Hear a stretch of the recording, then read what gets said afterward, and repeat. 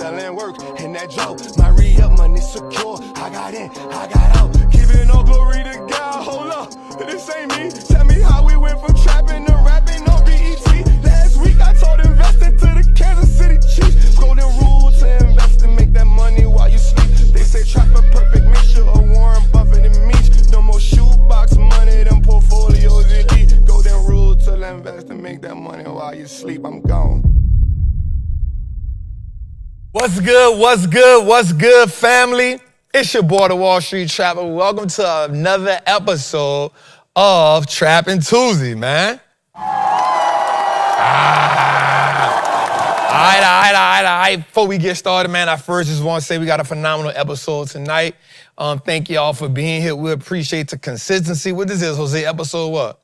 190. 190, man. We 10 episodes away from 200, which is about 2.5 months. So we definitely got something for y'all for that. But we want to tell y'all, man, thank y'all, each and every one of y'all. We averaging between 3,000 and 4,000 people every show.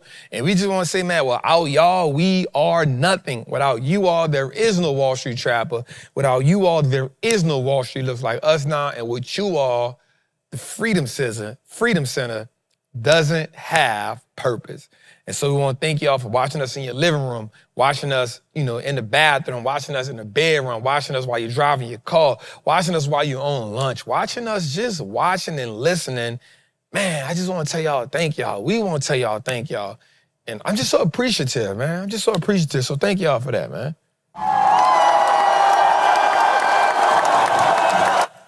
All right, man. So, I was thinking about something before we got into this show, and I thought about the idea that a lot of people think trading is about like buying, and they think it's about selling, right? But I have a new perspective when I think about it. It's, what are you willing to give up to move forward? When I think about the trade. And so when I think about that, I thought about this analogy of swimming. And I remember, when you born in probably the 70s and I'm born in the 80s, you didn't learn how to swim in a traditional pool. Oftentimes you ask somebody from the 80s how they learn how to swim because somebody threw them in a body of water. And it wasn't always a pool. They threw them in a body of water, preferably a river or a lake or a canal, whatever it was. You threw them in a body of water, especially from the south, and you figured it out. You almost drowned. But you figured it out. And one of the things you did along the journey is, as you learned how to swim, you learned how to trade. Because you had to start realizing that in certain bodies of water, you had to change formation. You had the doggy paddle in one part, and then you had to do this in one part. And then you learned how to do the little butterfly, and then you learned how to do the little. So you had to learn how to trade because you started realizing that fighting the current was the worst thing you could do. Fighting the current is the worst thing you can do. You realize that fighting the current often wore you down. You realize that fighting the current often took you under. And so you started being real precise when you started jumping in water. You started looking at which way the waves was going because you wanted to go that way. You didn't want to go against it. Right? You want to understand, do they have whirlpools in this water? Because I need to watch where they're popping up at, because you understood that. And if you get caught in one of those, there's only one or two things you could do in that. Either you go with the current of the whirlpool and you can get spit out, but if you fought it, it would drown you, it would take you in, it would sink you under, and most often you would die. And so just in life, I want you to understand that sometimes, not few times, but in most cases, you got to trade your way through it. You got to trade your way through it, right? The ups, the downs, the goods, the bads. You got to trade your way through it. What are you willing to give up? Are you willing to give up one form that you're used to, that you're accustomed to, one form that you have mastered, and this form has got you through so many different storms, but not realizing that every storm isn't the same. So the storm it got you right now, it can't get you to that same storm 10 years from now, but all you can tell yourself is you had the heart to trade your way through it. You traded your way through it. And so no matter what life brings at you, no matter what circumstance, no matter what the adversity is, no matter what the pressure is, I want you to tell yourself that you can trade your way through it, because here's what's important about learning how to trade your way through it. You don't get out of life what you want, you get out of life what you believe you deserve. Right? You don't get out of life what you want. It's two different things. What I want and what I believe I deserve are two different things. Because if you say, I want to be a millionaire, but you don't believe that you deserve to be a millionaire, then you can't trade your way through the current. Like, because being a millionaire is something that you've never been before. So that means that adversity comes with that. That means a storm comes with that. That means sometimes the wave may actually even overthrow the ship because the ship may not be built right. And so you haven't upgraded the ship yet, but you have the same vision, and that's okay. It's okay for us to have the perfect vision, but be in the wrong ship. That just means the possibility of us getting in the water has increased. So if we go in the water, that means we got to learn how to trade our way through it. So what am I willing to give up? What am I willing to walk away from? And a lot of times the reason why we get drowned in life, a lot of times that life takes us over, a lot of times life get overwhelming is because we're not willing to give up nothing to go where we think we deserve to be at. Let me say that a little bit different because I think I can word that a little bit different. I think that didn't come out as smooth as I wanted to be. The reason why we don't get where we want to go in life is because when the pressure gets us, instead of us releasing, we trying to hold on to everything that got us there. And that's weighing us down. So what you got to start doing is getting rid of those old beliefs. Sometimes you got to get rid of those old systems. Sometimes you got to move from the butterfly to the backstroke. Sometimes you got to go from the backstroke to the dog paddle, from the dog paddle to the freestyle. But if you have the belief that you deserve to be on the other side, then you can trade your way through it. A lot of times we can't trade our way through it. And we get stuck, we get paralyzed because we asking ourselves, why is this way not working? Not realizing that the thing that you're going through is not designed to take you down, it's to help you develop. It's not meant for your development, it's not meant for your detriment, it's meant for your development. There we go. Came out right there. Right? And what happens is we start putting worst case scenarios in our head, and worst case scenarios lead to analysis paralysis. And so now we can't trade our way through it. And now what happens is we start sinking. And when you start sinking, now the current takes over you. And once the current takes over you, now you've been overpowered by something that's bigger than you because the current never stops. And now when the current is bombarding you, you start thinking, now, not that I deserve to be here. You not start thinking how I'm going to survive. You start thinking about why I'm going to die like this. And worse start getting worse. And the thing about water is water adapts to any situation. And so now when the water's overtaking you, it's adapting to your mindset. It's adapting to your spirit. It's adapting to what you speak. It's adapting to what you see. And now you can't trade your way through it because now the circumstances have overwhelmed you. And it's hard to overcome anything when you overwhelm. And now so now it's about trading your way through it. It's about stop being mad about the circumstances that's happening and just saying, what do I have to switch to now?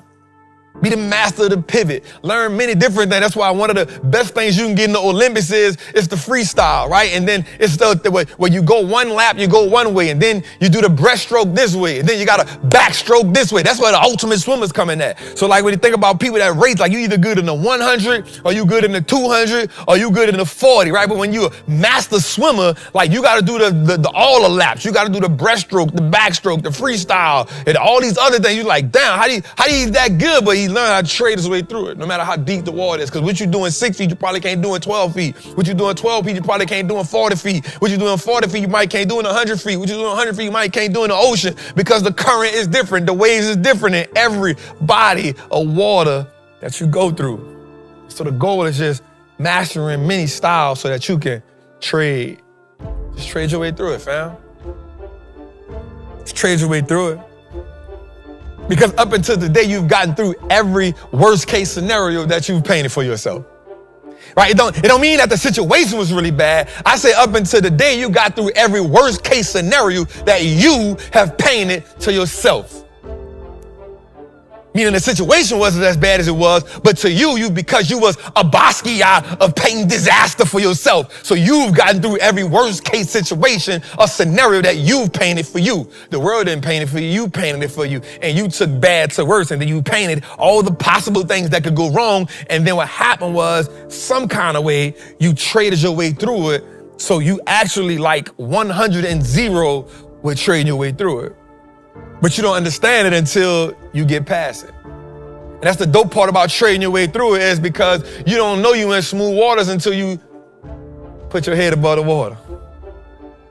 So that means sometimes, oftentimes, many times, when we train our way through it, we got to put our head down and focus on the form instead of the destination. Oh.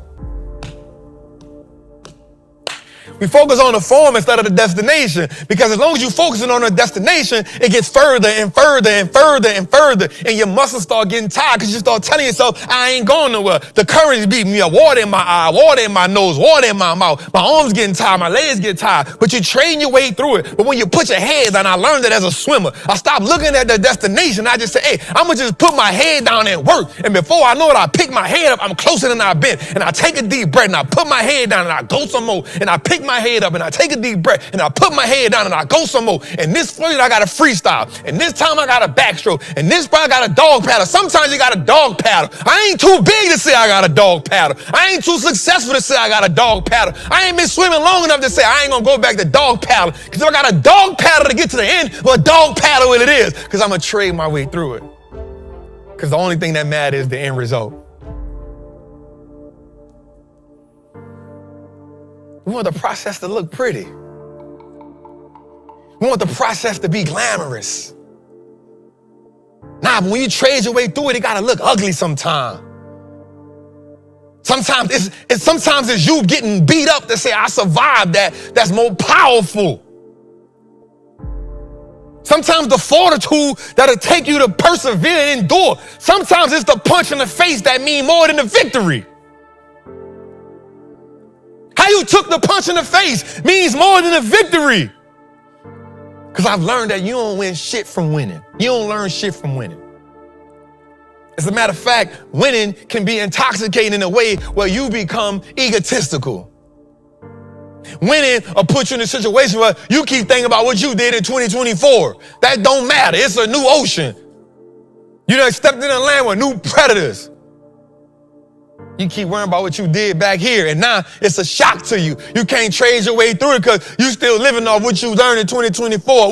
I did this in 2022. I did this in 2023. In 2026, they got some new players. So when you look at the Olympics, you see every 4 years. That's why no matter who you is, Usain Bolt, somebody gonna beat that record, bro. Michael Phelps, somebody gonna beat that. They coming back younger, faster, smarter, stronger. So when it coming like that, what you gotta learn is it's your experience and your wisdom that get you where you gotta go. You keep trying to lean on what you learned in 2023 and 2022. That's just supposed to be a mental Rolodex on what you can get through, what you can accomplish. You don't hold a trophy up to just keep looking at it, saying what I did. You hold a trophy up to remember what you had to go through to get it. That's the issue. When I look at championships, when I look at Tom Brady, when I look at Mike, when I look at Brown, when I look at Steph, when they got the trophies, I can guarantee you, yeah, the trophies got a bunch of memories, but when shit get real, when the current get heavy, and they going to get somebody that ain't never been in the finals, they going to get somebody that ain't never been in the Super Bowl, a great fighter, going to get somebody that ain't never been in the deep water. That's why they call it the deep water in boxing. I'm taking you somewhere you ain't never been. You might be good at fighting 8 rounds. You might be good at fighting 10 rounds. But round 10 and a half, it get thick. Round 11, it get thick. You inexperienced right here. And I can trade my way through the deep water. My speed ain't like it was. My power may not be like it was. But my experience, my endurance is what get me the ring. My experience, my endurance is what get me the championship. My experience and my endurance is what make me never quit. Trade your way through it, fam.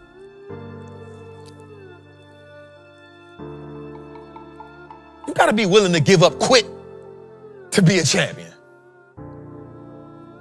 You gotta be willing to give up the idea of failure. You gotta be willing to give up the idea of I'm tired.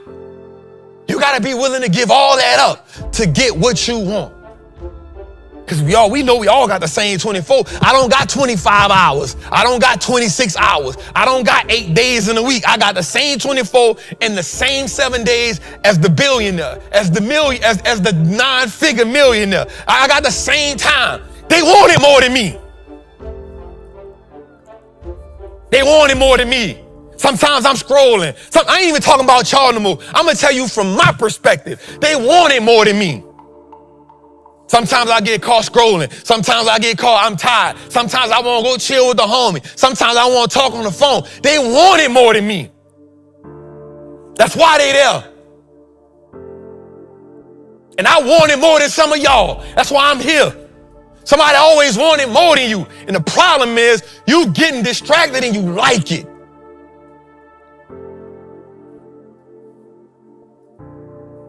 So you all trade your way through it. Trade your way through it, fam. You won't end this thing, man. You know, none of us don't get out this thing alive. But you gotta vaccinate yourself from mediocrity. You gotta vaccinate yourself from anybody that don't see the world as big as you.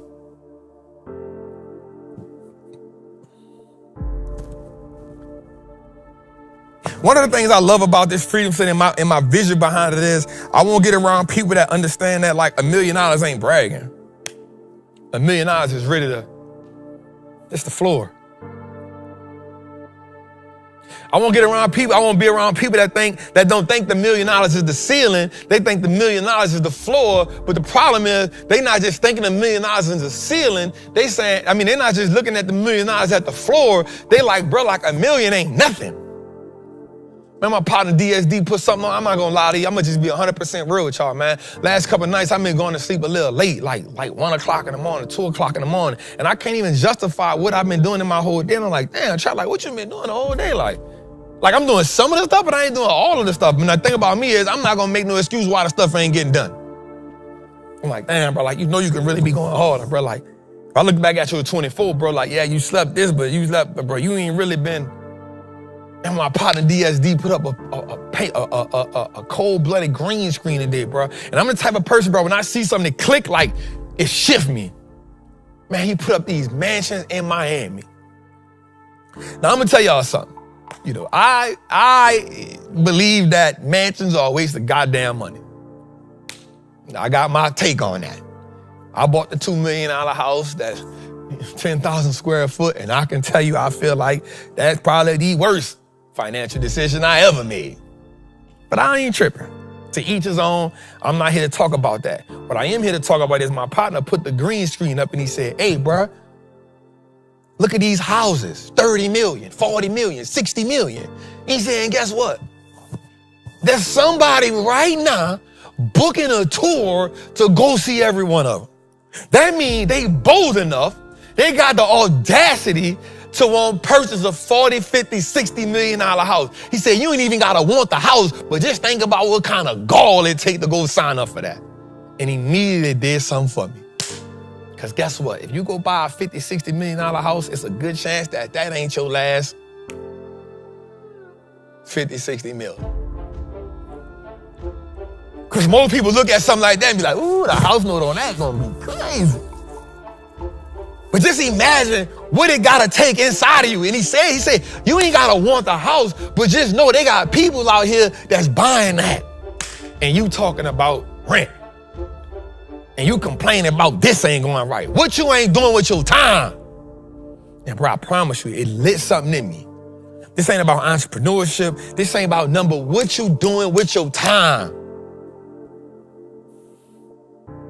When stuff not going right, what you doing with your time? What your 24 look like? I challenge you from 9 to the rest of the year to log your 24. I challenge you for 90 days to log your 24. I bet you after about a week you stop. Cause it ain't that you can't do it. But once you look at it 2-3 days in a row, you ain't gonna want to face the fact that you've been wasting your goddamn time. And you mad at everybody else for why you ain't getting the results that you say you want. Trade your way through it.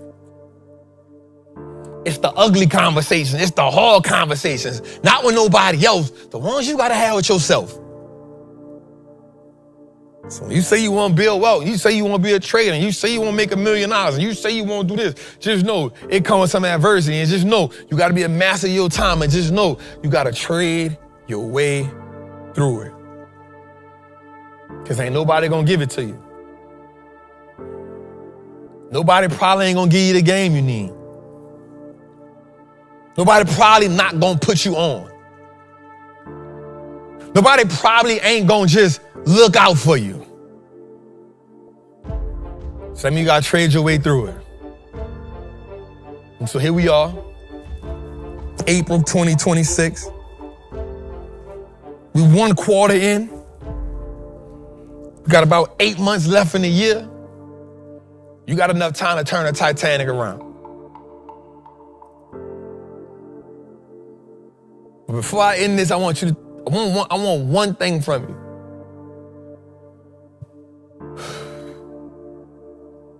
I want you to say everything your fault. I want you to take the blame off everybody else. I want you to take the blame off everybody else. If I'm not where I want to be at, it's my fault. That's all I want you to do for me.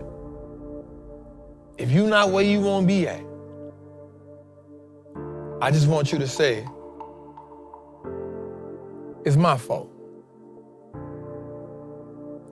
And everything you do after that,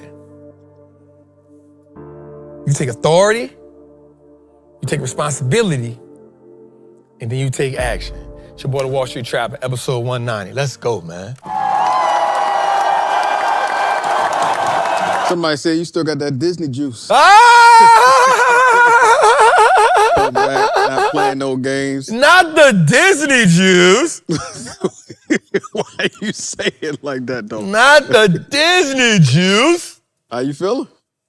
Good, dog. How you feeling? Man, a little tired.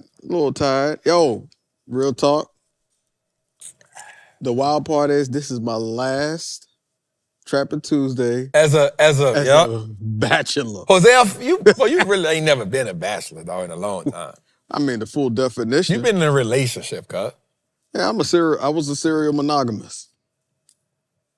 Nope. Nope.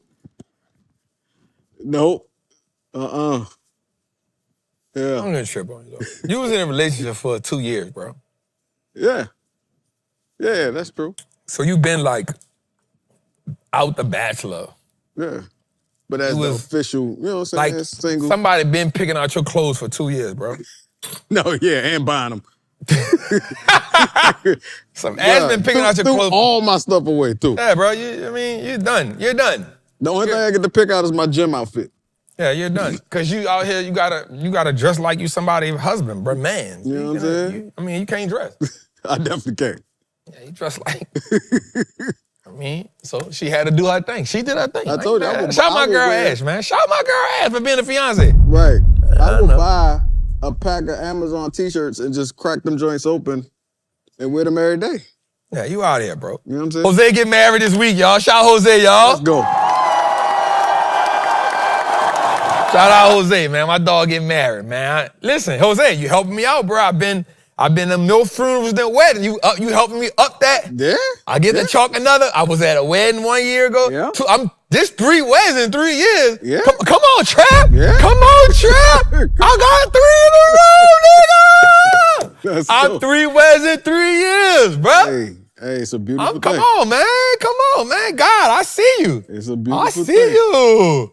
I see what God doing. I ain't tripping. I know. I've been at the point in my life where I've been to more funerals than weddings.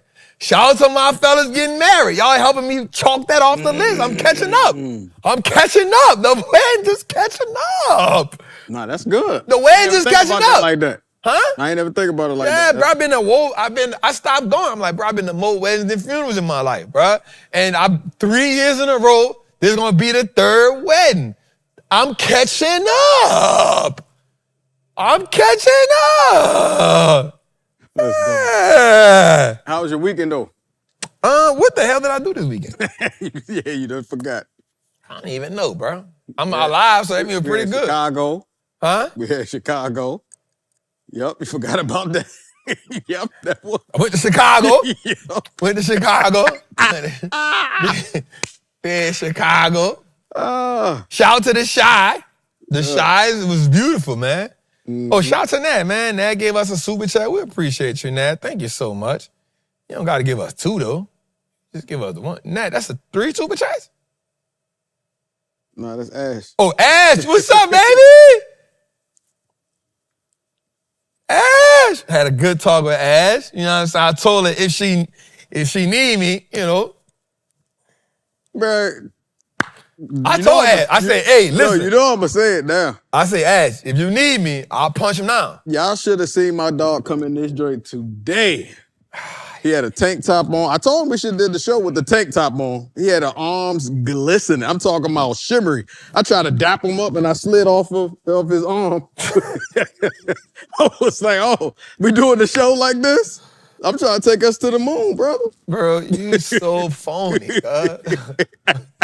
Nah, you doing your thing, though. You hit the 300? No, man, I hit it one time, man. Okay. I told you. But I had the dude would spot me, bro. I don't know, bro. I thought I had it, bro. I felt good about it. I'm going to break it, though. I'm going to give myself 2 weeks. I'm going to go hit some dumbbells this week. I'm going to do some repping out. I'm going to rest the weekend. I'm going to do it again next week. And then I'm going to hit it. I'm going to hit it in 2 weeks. I got 2 weeks before I hit that. And then I went to 305. So I skipped 295 and went straight to 305. You know what I'm saying? So, but I hit that 225 on the top chest, so I felt real. Hey, that top is different. Got the body fat down to about 13%. Come on, man. Let's go. I'm forming. Let's go. Forming over here, man. Let's get it. Shout out to our people, man. Shout out to Nash. Shout out to Nash. We love y'all. Ash, so much. We love y'all so much, man. You know that. Let's get to it, man. Shout out our people out right, man. Tori Simmons, what's up, Queen? My Spot Healing. Kiera, what's up, love? Mo Ashley, I see you. Yep. Will Mack, I see you. Micro Bean TV, I see you. Angela Sprill, 9841, we see you. Nate, what's happening, bruh? Man, what's happening, Nate? Trap greased up Davion, I'm about to mute you, cuz. Davion, I'm gonna mute you, cuz. No, bro, I use vitamin, so I don't use lotion. So I use what's called jojoba oil. Vitamin E. I use it on my beard. I use it on my hair. I use it on my body. You know what I'm saying? So I be having my natural little, you know what I'm saying? Jose hating, because he's still ashy. No, I got the baby oil gel. Oh, look at that. Flush it. Flush it. Here we go.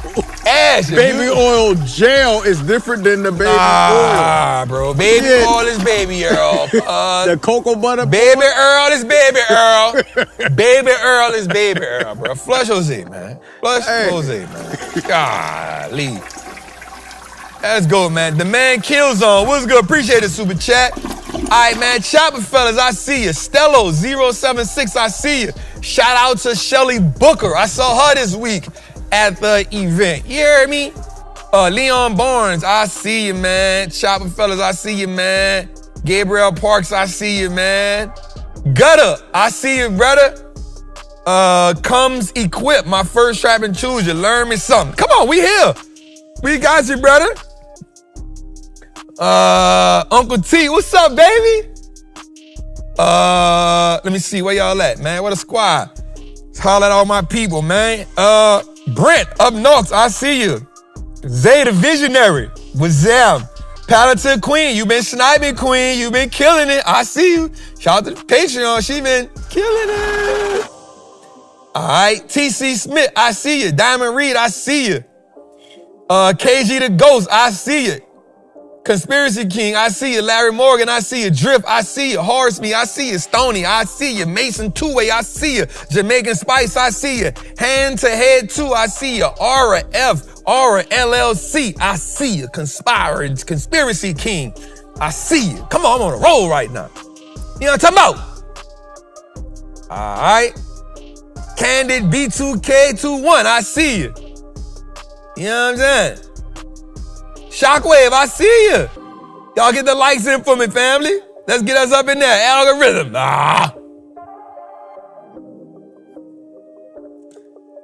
All right. 810 Mac, I see you. Wallstreet Mac, I see you. Miss Drake 82, I see you. Cheesy Bread, I see you, fam. Arthur Chill Fetty, I see you, man. AV gotta go, I see you. Carolina Blue, what's good, brother? KB Mississippi, I see you. Double R, I see ya. Proud of you, Double R, I see what you're doing. Wait, did Double R actually type Double R, I see you? Yep. That what she typed. Hey, I ain't mad at it. It got it in there, right? Come on, she got it in. I saw her. See, I saw her. Vinny Look 684, Los Angeles, baby, I see you. Rashad Robinson, I see you. Anthony Sneed, I see you. I see y'all, man. I see the squad, man. Make sure y'all like and share this out, man. Share this out, man. Share this out. All right, let's get to it, man. We got a lot to talk about tonight, man. What is a lot to talk about. What about to say? What is we talking about? We gotta talk about Apple, because Tim Cook is leaving, but he's gone. He's leaving. Interesting, we gotta look at the history of, it's crazy when you don't realize that, bro, like, Tim Cook really navigated Apple to like some legendary status. First coming to hit $1 trillion, first coming to hit $2 trillion. Come on now. Navigated from the iPhone to the wearables. Like I think Tim Cook was like, bro, like I think he leaving because he like, bro, like I ain't really feeling this AI stuff. I think that's why he dipping. It's too much pressure now. Now you got to keep up with Google and Amazon. He's like, bro, I'm straight.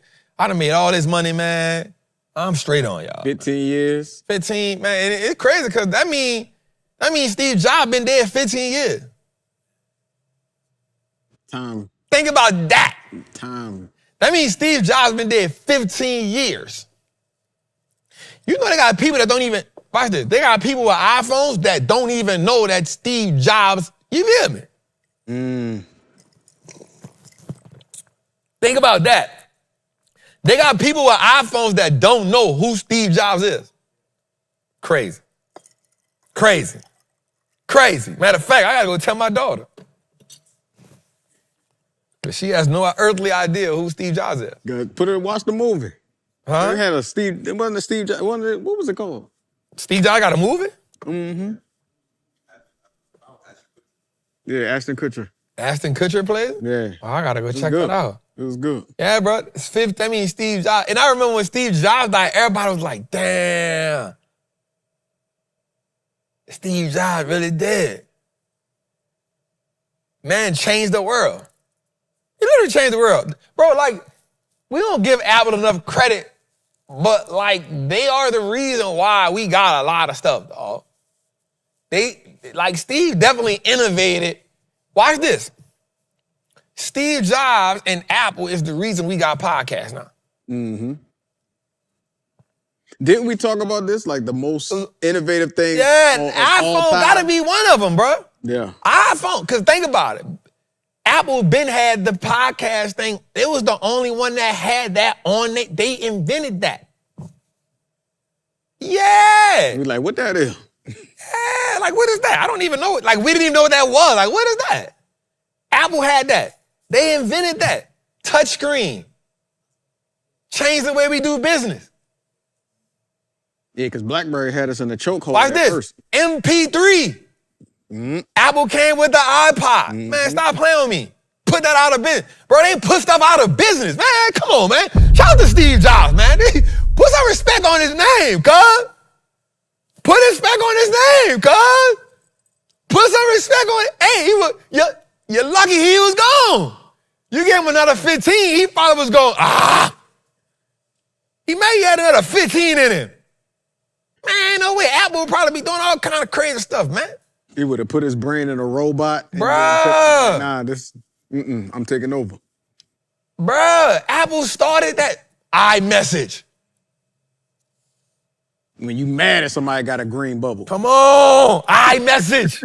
You know what I'm saying? Get that green out of my group chat. Come on. App Store. App Store. Dude invented a whole new business model. Man, we sleep out here, man. Man, we sleep out here, man. Man, we sleeping on Steve, man. Come on, man. App Store. Bro, Instagram was only on Apple at first. Oof. Yeah? Bro, it was only on Apple at first. The people at Google and stuff was mad. Same thing with Clubhouse. And I remember when it got to that, people just be like, man, nobody can't see your pictures, they all foggy and stuff. Yeah, it wasn't on, bruh. Come on, man. We talking about a legendary company, cut.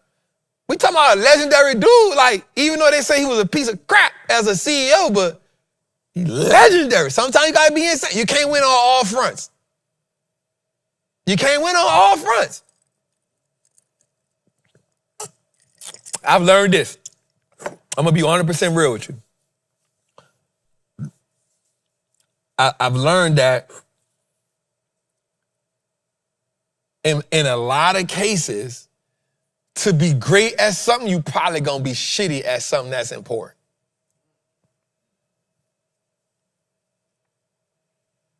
So Kobe was a great basketball player, great teammate, but he was a shitty person until he retired. Mike, horrible teammate, but you put him on a court, tear that ass up. Right? Steve Jobs, they say this dude was one of the worst people to work for, but they stayed because the vision and what they was, you know what I'm saying? So I'm not saying in all cases, but a lot of times I've read about great people. They be really great at something, they be shitty somewhere else. And it ain't till they give that up till they get better at, because they be consumed by the thing that makes them great. Ellen DeGeneres. I mean, that was random, but here we go. I heard she would. They know I'm right.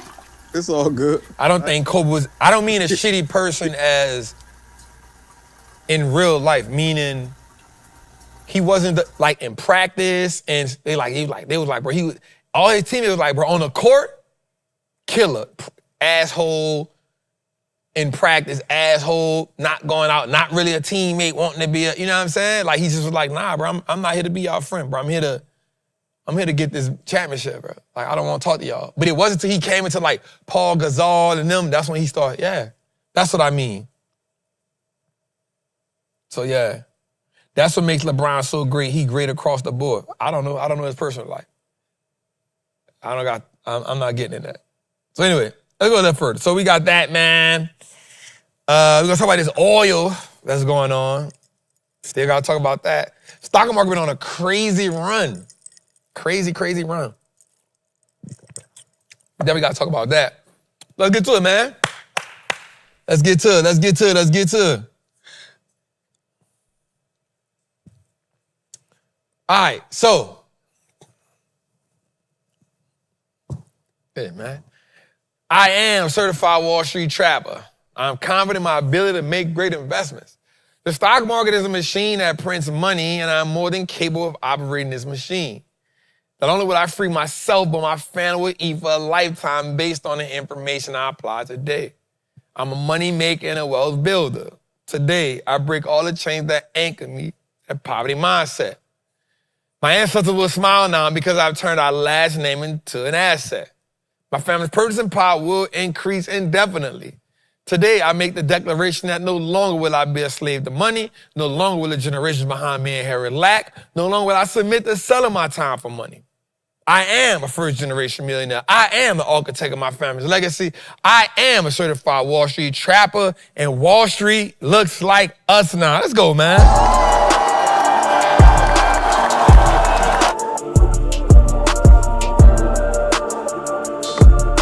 My guy Shazam X, what's good, bruh? What's good, bruh? Shazam X, what's happening? What's happening? What's happening?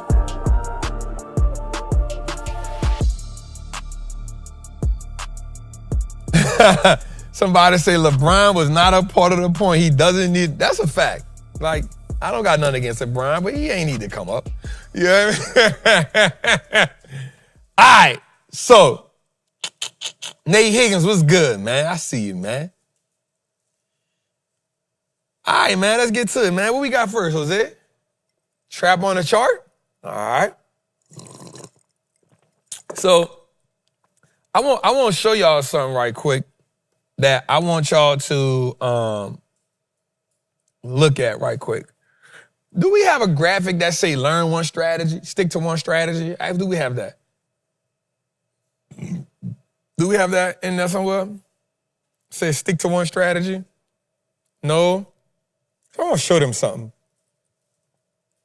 I want to show them something. It's going to align right with this because I think that, and if I didn't, Jose, it's okay. If we don't have it, it's okay. All right, so let me show y'all something. I think that when I look at this game,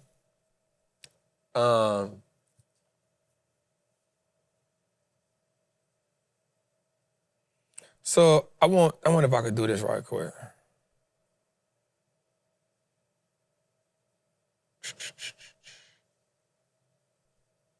All right, so I want to show y'all something, right?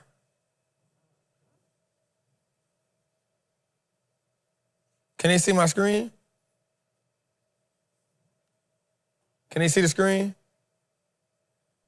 All right, I want to show y'all something.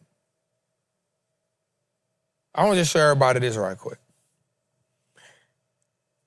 If you focus on one thing and one thing alone, this will help you out a lot. Is the internet working? You can see it? All right, I'm with the mind just tripping there. All right.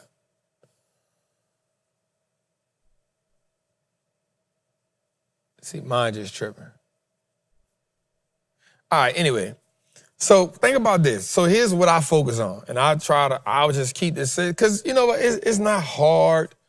It's easy for somebody to say it's not hard after they went through it. It ain't really hard, you know what I'm saying? But you got to develop an eye. So here's something that I look for, and it's going to look many different ways. And if you learn to see this, I promise this will help you out a whole lot. If you see this is like a stage 2.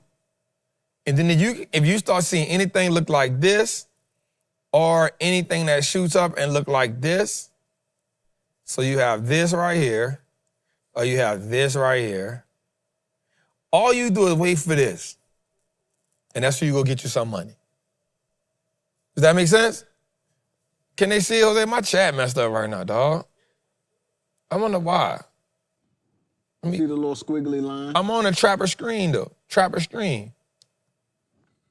I wonder what's going on. All right, so if you could just wait. See, I think the problem that a lot of people are having right now, Sean and Rob, is that they don't know exactly what they're looking for. And I think that's the thing that's killing everybody. So what I want to do is show something right quick. And if you can just find this, you'll be all right. So I'm going to show you this, where this happens at 3 different times up in here, and you'll see it every time. So watch this. Stage 2. Watch this. Stage 2. Everybody agree with me on this. This is a stage 2 run-up right here and right here. Right? That's called a stage 2. And this is why you need to come to the options, make your first trade so you can learn what these is. Stage 2. Right? So when you get a stage 2, then the thing you're going to look for is, hey, where's the high at? All right? Boom. That's a high right there. Boom. Now, where's the low at from that? Yep. Well, that is right here. So now you got a boundary set. I promise you, if you can train your eye on just looking for this, find a stage 2, watch this, and then you say, okay, I see the stage 2. Now let me draw this out for you so you can see this too. Now watch this. Your goal is this. Whenever it breaks the high of the stage 2, that's your entry. And then you ask yourself, from that high, where's my stop? That way, if it breaks that high, I can use it as an entry point. I can ride If it comes down, how far? 5%, 10%, or what am I looking for? And I promise you, you'll see this consistently, chart after chart after chart after chart after chart after chart after chart. The problem is, we so zoomed in here in this small scope, we don't step back enough to see this. Because we trying to, watch this, we trying to chase the candle. And a lot of traders gonna die because they chase the candle.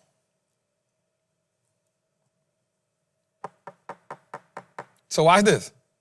And I promise you, you go to every chart, and if you just say, I want to follow this one strategy, Trap. What's the strategy, Trap? I want to follow this strategy time and time again. Look for something, go on your charts and start looking for where you see stage twos happening. What is a stage two, Trap? That's when something going parabolically up. That's the uptrend consistently and prolonged, right? Stage two uptrend. This is a stage two uptrend. Matter of fact, I'm going to use a different angle for you so you can see it.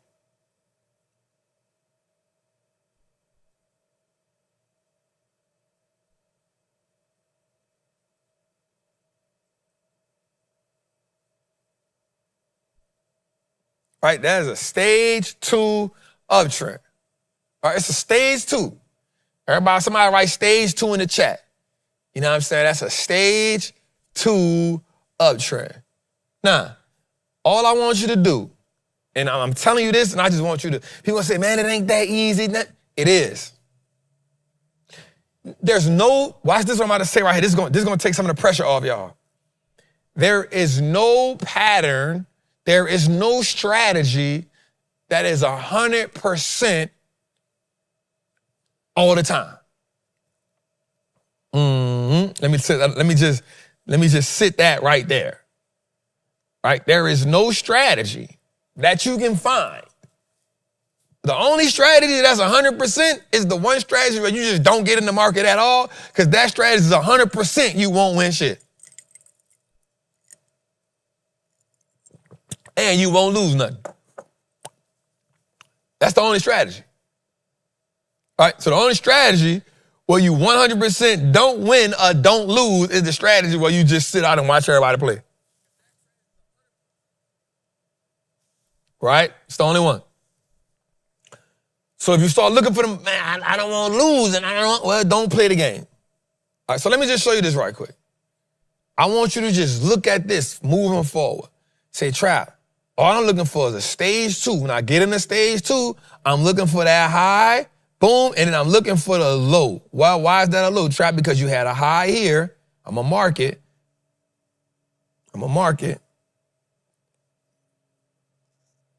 You had a high here, and then that high created this low. Off of this low, that's when you get the rest of this rally. From here, you see it fall down. And all this is what? That ain't nothing but noise, because it's inside. But notice, here, it touches that low. Soon as it breaks this, you get a gap up. Now, this is where it's interesting at. You get the gap up here, and it comes down. All it does is fill the gap. Come on. All it does is fill the gap, fills the gap, come back, double checks, stay on top of my line, we go.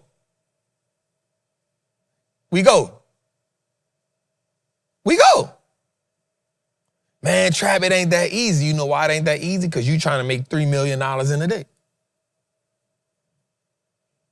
Every time the market goes a certain way, guess what? You get shook out. Because you got the financial trauma that one or two red candles go against you. Oh man, I gotta get out of here. This ain't working right here. Then you leave that strategy and go to the next strategy. But watch this. You abandon this strategy. Oh, this is about to be good. Sean, you're going to like this one. You abandon this strategy to go to a new strategy, but keep the trauma from the strategy you love.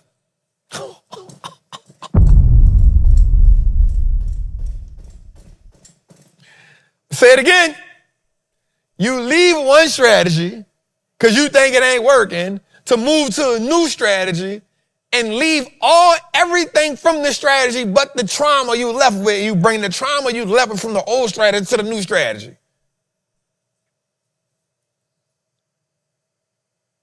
All right, so let's look at that on another chart.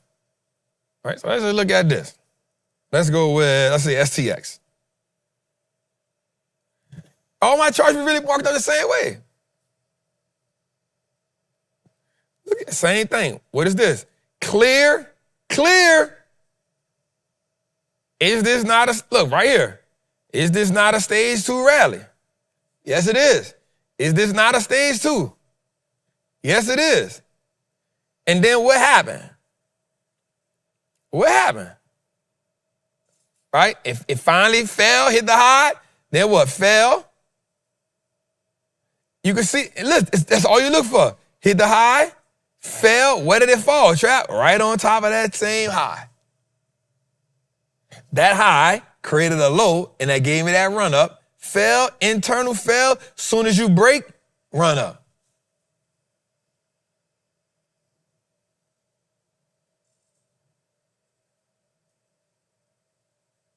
Watch this though. I learned this from Rob. I ain't even gonna tell you this myself.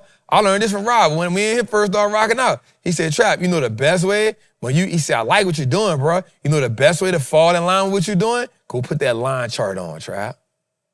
And then I started looking at the line chart and saying, oh, that's it, Rob. Because guess why? Same rules apply. Why the same rules apply, Trap? Well, stage 2 came there, boom. Where did it fall at? Well, that's my high. That's where it ran from, off of that high right there. Now, you can come here and say that's where it kept, that's where that's the range it stayed in, but you say that's the high it came from because this was the pivot point that you needed it to break. You needed it to break this. Right, so once it broke that, that's now your risk, that's your support. Once it broke that, that's called, watch this, I'm about to write this down for you, that's called your pivot point. Why is that called a pivot point? Because it broke this and pivoted up to the upside. That's your pivot. So long as it stay on top of the pivot, I ain't tripping. Stays on top of the pivot, create an equal low here. Guess what? Breaks the pivot, we to new territory.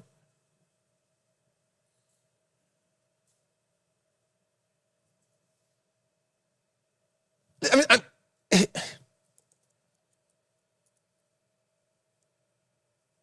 already have them marked out. This is all I follow. I'm looking. Once I see, like, Trey, why you got it right here? Oh, that goes to stage 2. From the stage 2, boom, break the pivot point. I'm about my business. Why am I about my business? Right here. The real problem is I'm going to tell you what the problem be. Everybody want the game to be complicated so they can justify why they do something the way they do it. Oh, man, you ain't have this, and you ain't have that, and you ain't take this into consideration, and you ain't take that into consideration. I'm not building a rocket ship. I'm not building a rocket ship.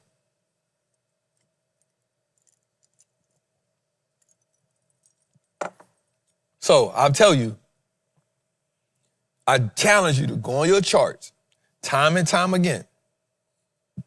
And look, that's it go right there. It does not change. Watch this. Let me show you how dope this is. Is this not a stage 2? Watch this. Watch what I'm about to show you.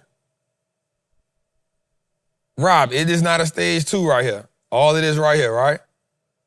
All of that right there. That's a straight up stage 2. Now watch this. Watch what happens. This is your first pivot point. This is your first pivot point. What happens? Well, Trap, here's what happens.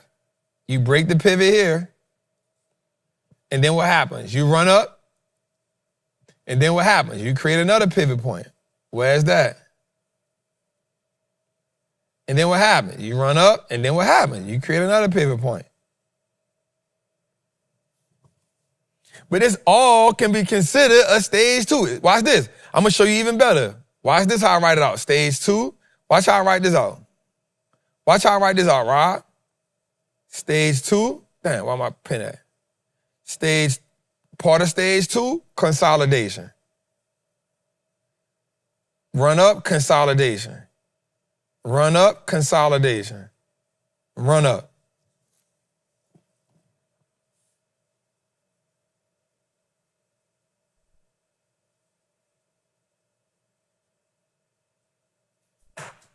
Run up, consolidation.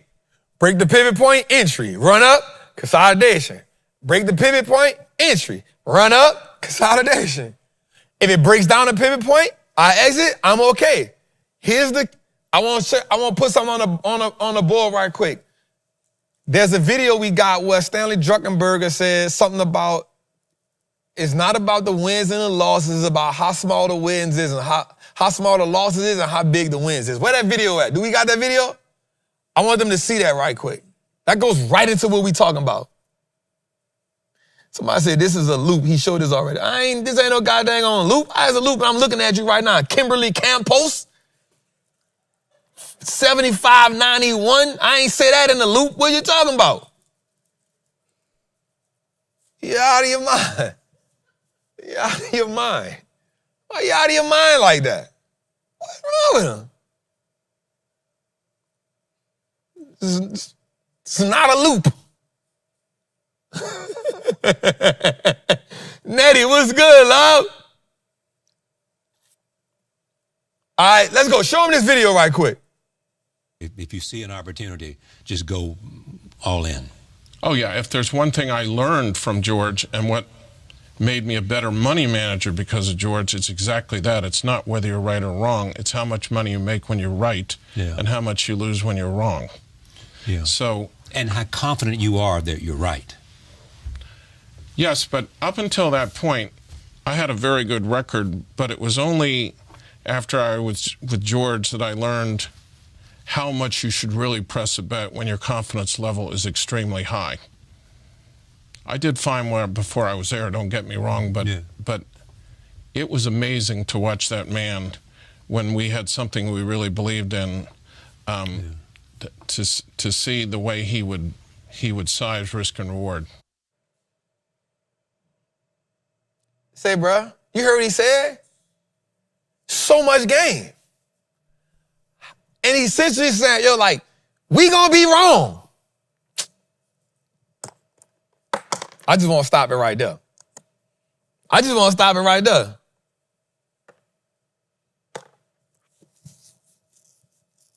We gonna be wrong.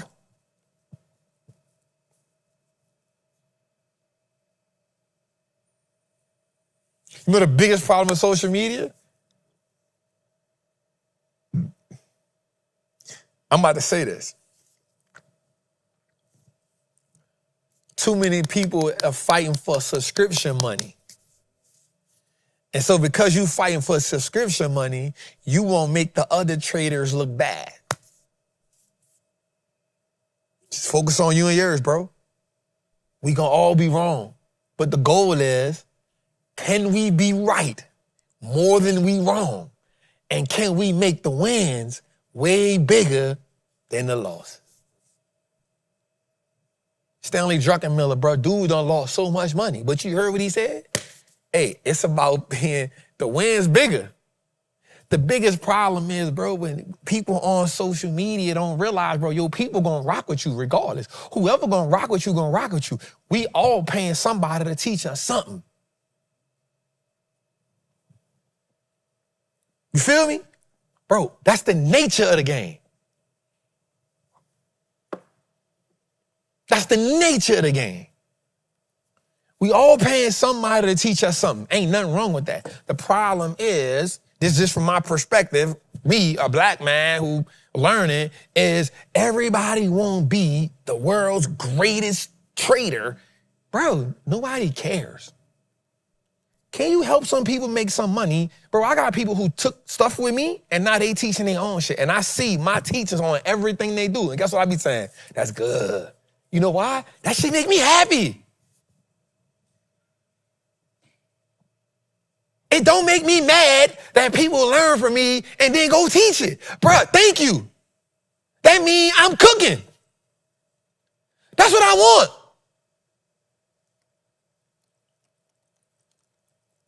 I mean, I'm cooking. That's what that means. Bro, at least 5 people done took my stuff and like they gonna teach their own group.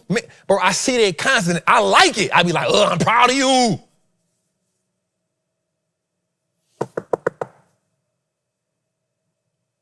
You cooking. Cook. You know why? Because we need more of us in the game. We need more of us in the game. It's a bunch of them in the game, and they've been in the game for generations. And when he say George, he's talking about George Soros, the man who almost bankrupted the Bank of England. That's who he learned from. The man ain't scared to say he learned from him. He come out here and say, I learned so much from, you saw how much homage he gave that man? The man almost broke the Bank of England. You know what kind of trader you gotta be to almost break a financial institution?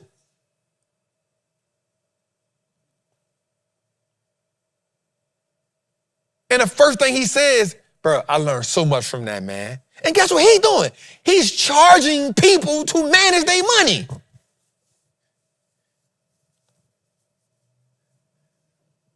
But guess what we do?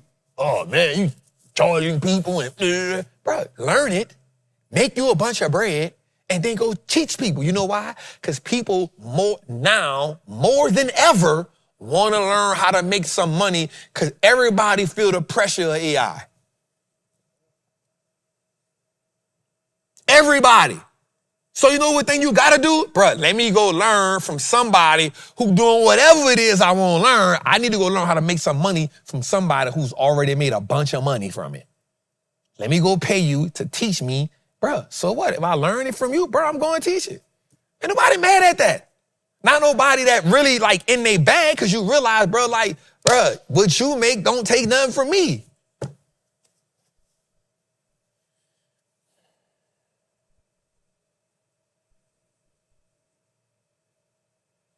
Anybody who I rock with who do that, they give me credit. I don't be tripping. They be like, man, I learned this from Trap. I'm cool with that. But guess what? Here's the thing about social media. We get mad when people don't give us credit. I don't need you to give me credit, fam. I don't need it. You know you learn from me. I know you learn from me. You pay whatever you had to pay. Bro, go kill it. Sis, go. I ain't mad. That be the thing. I want you to give me credit for at least give me the credit for, bro, I had people tell me, bro, at least give me credit for sharing my post. Bro, you don't even know if I got the post from you. I probably got the post from somebody else who reposted it. Man, at least give me credit for where you got that. I don't know you made that post, fam. I got it from somebody else. What you mad at me for? Everybody want credit. Everybody won't be acknowledged for the one who did. Man, I could care less. Bro, I got 50 million things on my plate. I am not mad at you learning from me to go, because guess what? Everybody had to learn from somebody. You ain't created. I didn't create market structure, fam. This game been around long.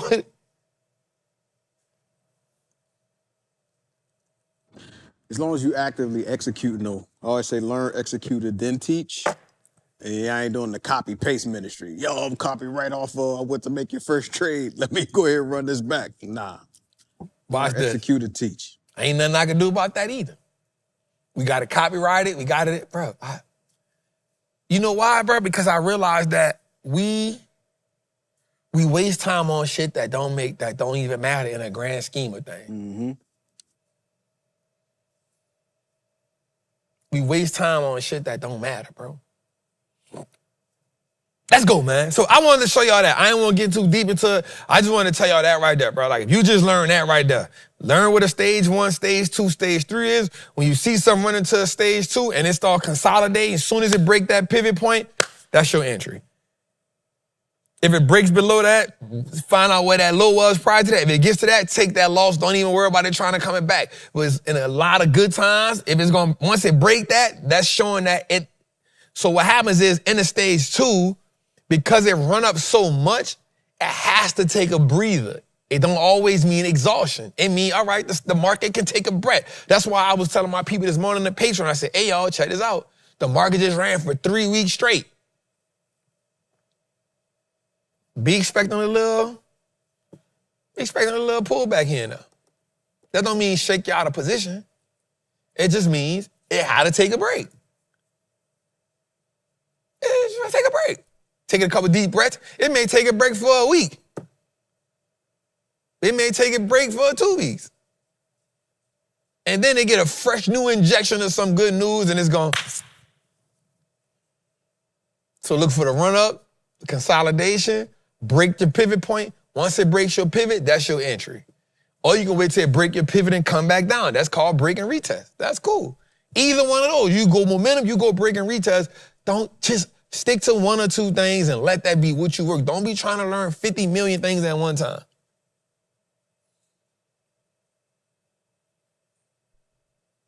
All right, let's go. What we got?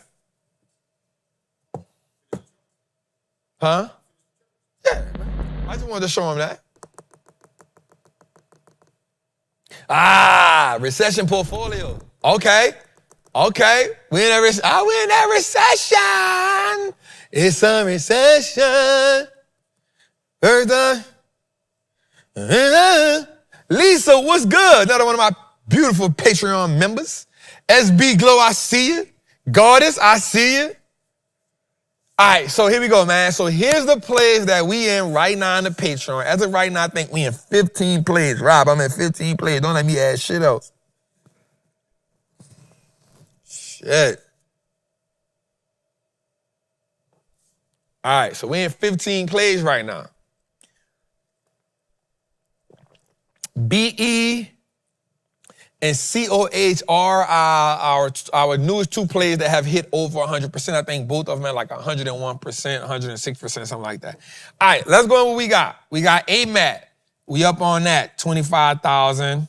So let me get my phone. Let me get my phone.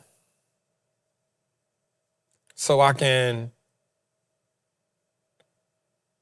All right, so let me get my phone right quick so I can see what we out.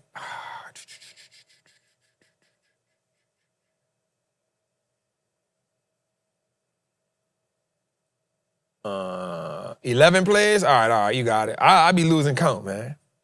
All right, so here we go. First play is, so today we made 53,000 on a red day. And I'm going to tell you something. We had a slight pullback at the last, I was talking to George. George, you ain't good luck, bro. Ain't that hurt? Bro, I was standing right here. I was getting my stuff together. I was up $100,000. I was like, damn, boy, 100,000 on a red day? Boy, that's nasty, boy. I can't wait to discuss. I can't wait to post that one on them. 100K on a red day? Stop playing. I'm ready to.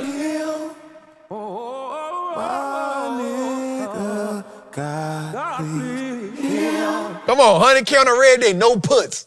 Oh, come on, Sean. Come on. I was ready to serve him. So George said, hey, cuz, you mind if I talk to you for a second? I said, all right, cuz, no problem. No problem. No problem, cuz. Yo, that's... It's like 3:15. There's no way this. It's 3:20. I'm in the 3 o'clock hour. I'm into it. 3:15, 3:25. I'm like, this is amazing. 100K on a red day. I just see it in my eyes. I'm like, worst case scenario, I get down to 75,000. I'm good with that. I walk outside and talk to George for 15 minutes. I come back in, I'm 53,000. I see this nigga here, man. Leave me alone to the market close, cut. Yeah. Wait, what you say? I ain't say it, though. I ain't say it. Hey, cuz, let me talk to you for a minute. I said, yeah, man, I got you, cuz. Let's go here. Let me do this right quick. Finish shooting that. Look at the account before I go so I can. Ain't nothing like 100K day. Look at the account, I'm like, that thing at like 101.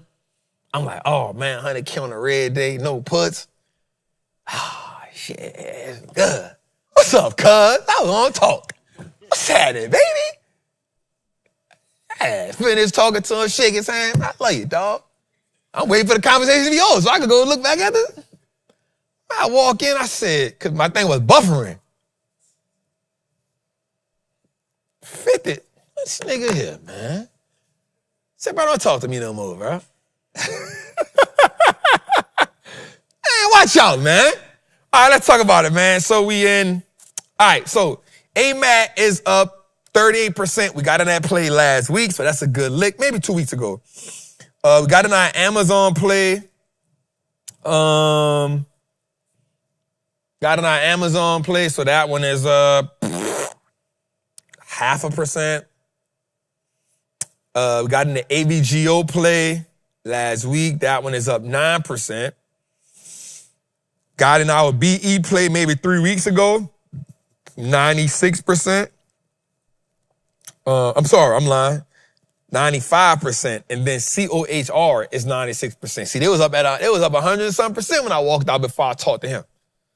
I shouldn't have went out there and talked to him. You know what I'm saying? Shout out to George, man. Love cuz. All right, then we got GEV. So I'll tell y'all what we did. So GEV, we are up 38% on GEV. This has been a method for us lately. Like, we've been up on plays, and I'm like, look, y'all, we don't trust nobody. GEV got earnings in the morning. I don't even want y'all to guess about it. We selling half. I say sell half. That way, if it run, you already done took half, so you in the green, you ain't tripping. You sell half, you got your bread. If it falls, here's our next couple of entry prices. And matter of fact, I'll show y'all that. I'll show y'all that one right there tonight before we go. Here's our entry prices. If it runs up, we still in the play, we get up on a break and retest, because this has been a leader. Like, we don't have to be, watch this, we don't have to hold on to it after hours to be thirsty for some more profit. If we sell half and it runs up, we still in it, so we don't got to be mad, right? If it falls off, we really ain't mad. You glad you got up. So look at it from that perspective right there. We don't trust nobody. Before anybody go into earnings, we selling half. And if we ain't up enough, we selling the whole thing. Quarter brick, half a brick, whole brick, hey! Quarter pound, half a pound, whole pound, okay! Juice, man, that Gucci, man, make it say, hey! I saw this shit, you hear me? You feel me? So we got that. All right, so Google, we up 19%. We put we got IGV. I did that one for my squad because they were like, Chad, give us some of the. We up 17% on that one. Then we got Meta and MU. They back to back. We up 69 and 73% on those. That's our longest plays right there. Netflix, that's what we did last week. Netflix, we sold half. It was up like 12, 13%. I said, hey, sell half. If it fall, we ain't tripping. Sell half. So we sold half. Not mad at Netflix being down. Finally got back in NVIDIA. We up 4% on that one. QQQ is just cooking. We up 83% on that one. WDC cooking. We up 38% on that. We've been at Walmart for some time, but it definitely came back. We down 9%. So let's see. We in 1, 2, 3, 4, 5, 6, 7, 8, 9, 10, 11, 12, 13, 14, 15. How people saying we in 11 plays and I just counted 15 plays? Let me count it again. AMAT is 1. Amazon is 2. AVGO is 3. BE is 4, COHR is 5, GEV is 6, Google is 7, IGV is 8, Meta is 9, MU is 10, Netflix is 11, NVIDIA is 12, QQQ is 13, WDC is 14, and WMT is 15. I know how to count. I know how to freaking count. I know how to count. So we in 15 plays. Out of 15 plays, 2 of the plays is down. I could live with that. We can live with that, Rob. We can live with that, bro. We can live with that. All right. So before I go any further on that, let me give a, do we got a Trapper spotlight? Do we got some? I sent Steve that he ain't sent it? Yeah, we should have a Patreon spotlight. No, Patreon spotlight. Yeah, I got to shout my people in the Patreon. All right, so we got some clues. I don't know, my thing is lagging, Jose. Yeah. So we got a Patreon spotlight. We definitely got to show this to the squad. I want everybody to see. I want to start spotlighting on my people. So here we go. We have just a couple people. I don't be wanting to put their names up because everybody don't be wanting people to know they making money like that. So I respect that. Now I'll do the winning wall inside of the group, but everybody don't really be wanting people to know their name like that. So one person from Upstate Trap on his one play, he's up 1,700. That's 200 and something percent. Another player, another person up right now on another play. I can't even see this shit, cut. $2,000 up 96%. We got somebody else hit. They like, Trap, we up 14 grand the past week. That's big right there. We had another person up 100 and something, 109 grand the past week. That was good. We had another person put up, they up 224% year to date. That's good. Like that. We got another person hit us, say, Trap, $265,548.15 in 17 days. Bro, you the truth. And at the bottom, we had another person in the Patreon, and I want to make sure I say this the right way. I didn't create a millionaire. We helped the person get to $1 million account.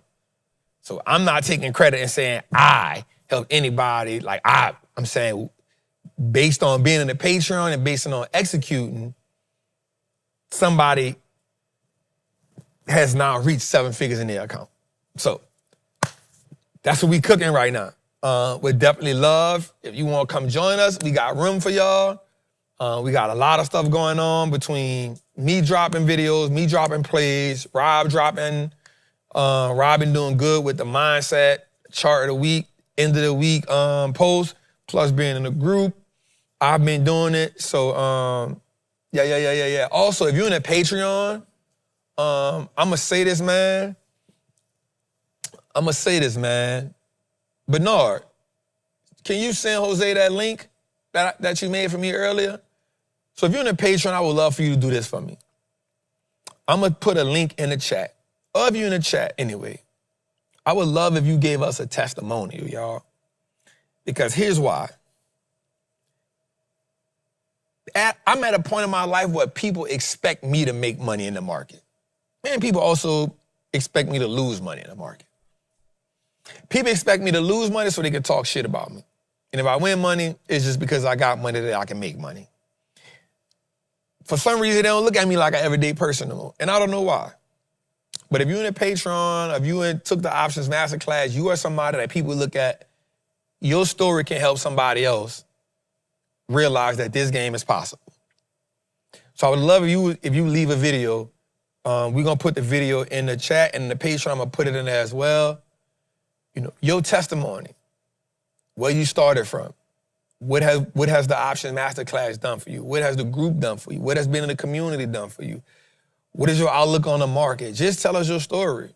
Your biggest win percentage-wise, your biggest win dollar amount-wise, if you want to. Your story helps somebody else know that it's possible. I don't know why people look at me and don't think I'm supposed to represent that, but they could care less how much money I make. That's why it don't even matter to me. So your screenshots and we have 3,000 people come watch this show at nighttime. So I just want you to know that your testimony saying what this has done for you 100% helps somebody else know it's possible. Run that Patreon automatic animation right quick, man. Let them see it. Showing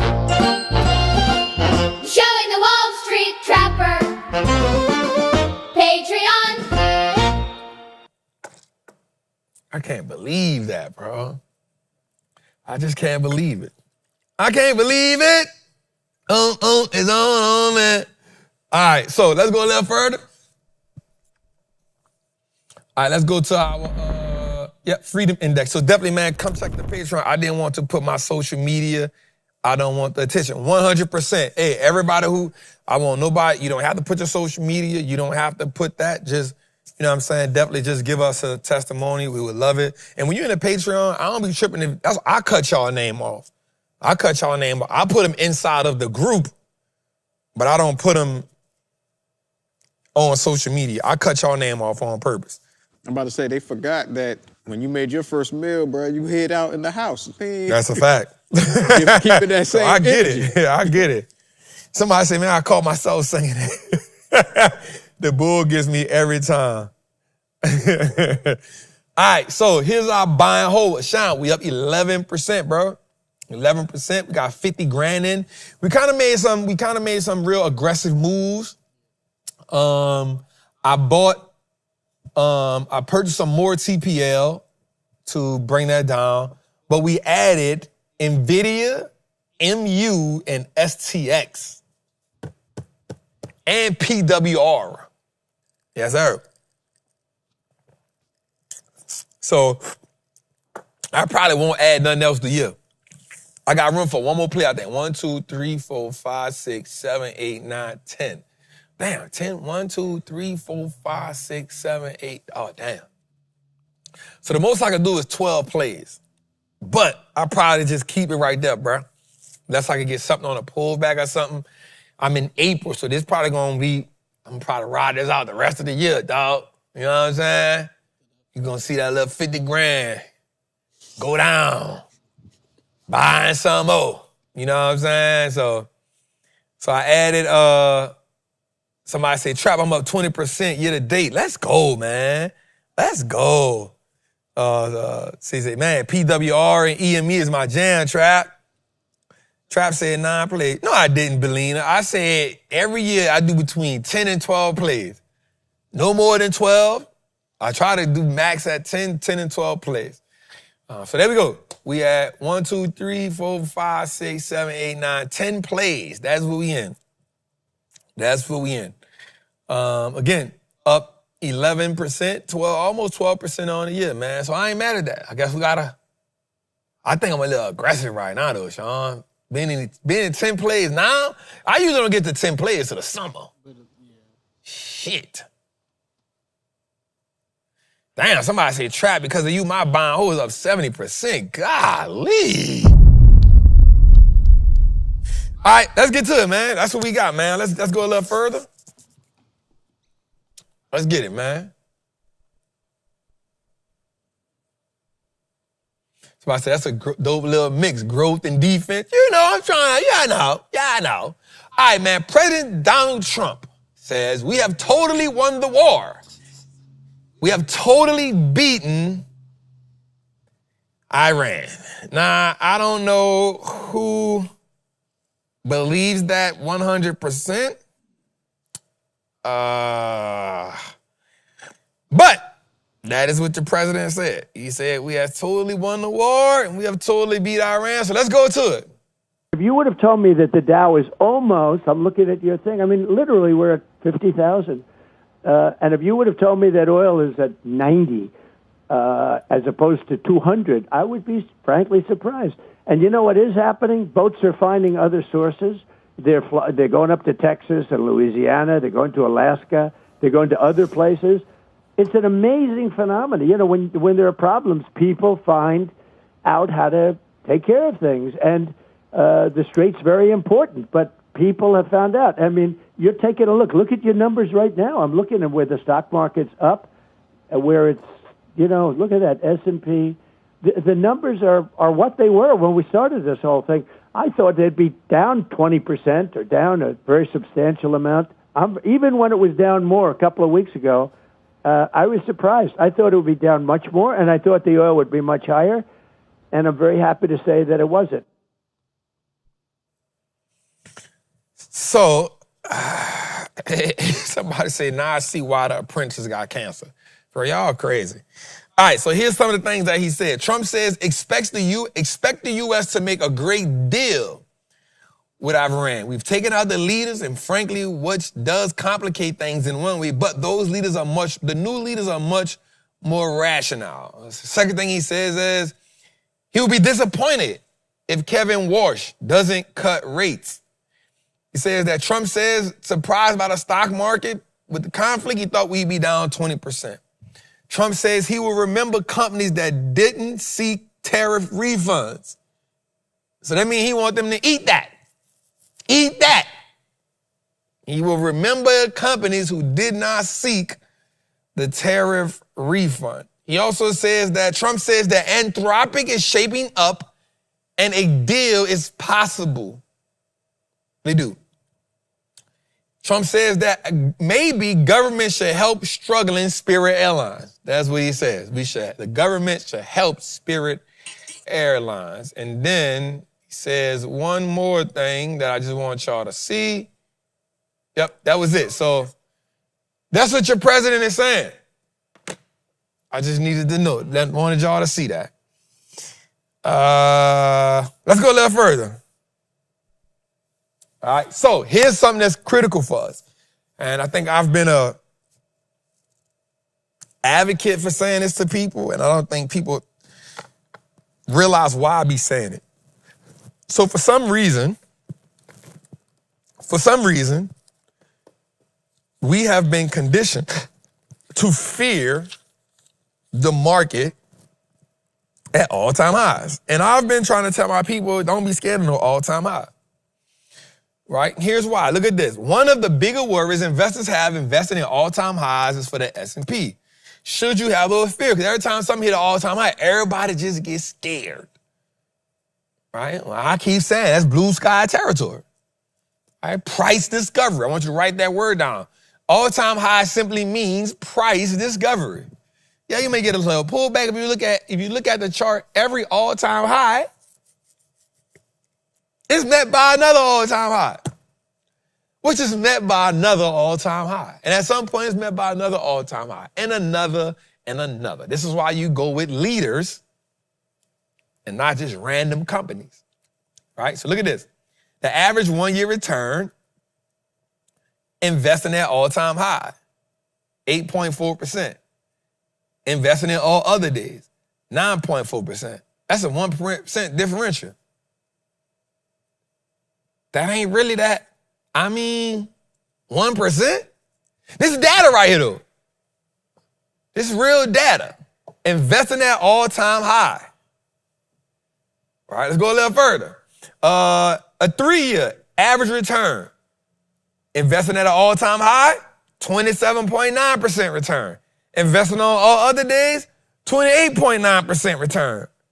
1%. From 1 year to 3 year. All right, watch this. And a 5-year average return, 49%, 49.9. Investing at all-time high, that's your return. On all other days, 52.45. So that's about what, 2.4% differential?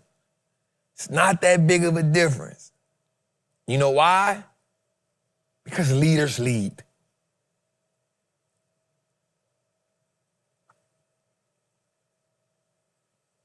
Somebody say, damn, Trap, I thought that gap would be a lot bigger. And this is why I put it out there. Because my goal is to help us not just build wealth, but my goal is to help us really, really, really understand the game. Because a lot of times what I've learned is that, social media has such an influx of information.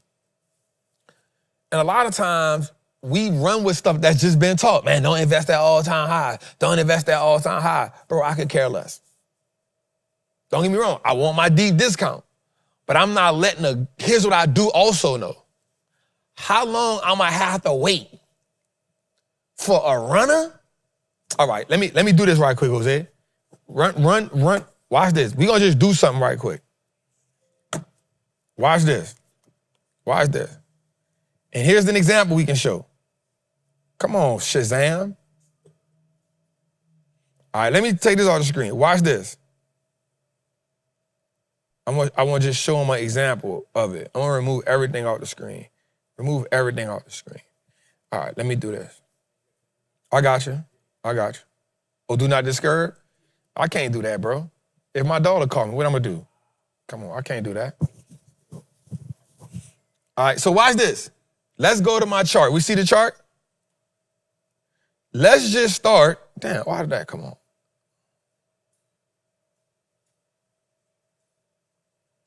I want to show y'all something. So let's just look at a leader. Let's look at somebody that's leading. Let's look at somebody that's leading. Look at this chart. You don't get a lot of times, it ain't pulling back real, you feel what I'm saying? So watch this. Let's just look at this, Rob.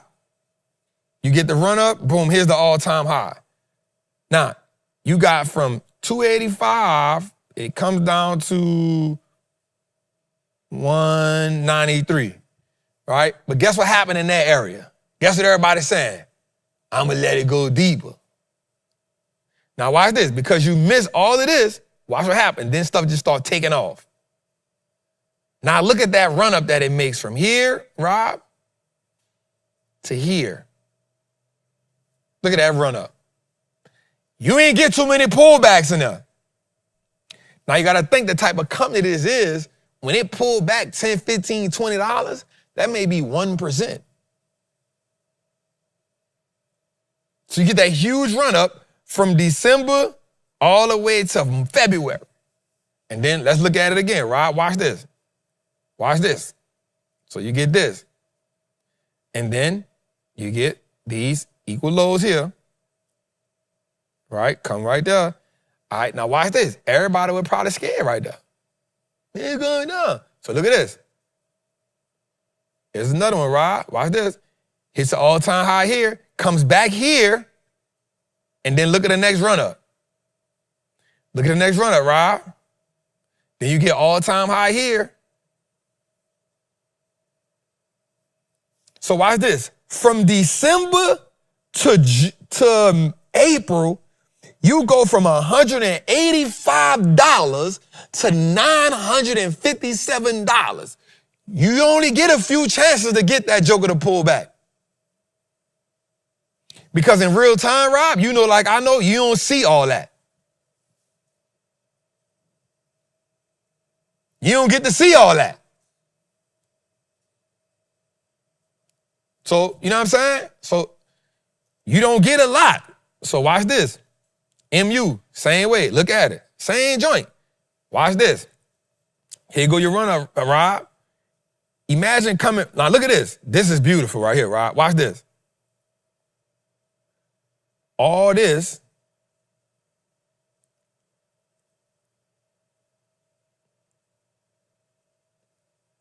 Look at that consolidation right there, Rob. Right? So from July to September, that's what it gives us. Now watch this. Same thing I told him, Rob. Once we get that, it's easy to see. Watch this. All you paying attention to is one thing. That's your pivot point right there. That's your pivot point. Once it breaks the pivot point, you say, I'm about to go my move. So watch this, from the time it breaks this pivot point in, I'm going to use this. Rob taught me how to use this. Rob taught me how to use this. I love using this. Once it breaks your pivot point here in September, from September, it goes from 155 to now 436. So watch this though, Rob. You get a pullback opportunity here. You get a pullback opportunity here. So you get two pullback opportunities, and it runs all the way from 195, watch this, from 195, Rob, to 449. Ain't no real clear pullbacks in there.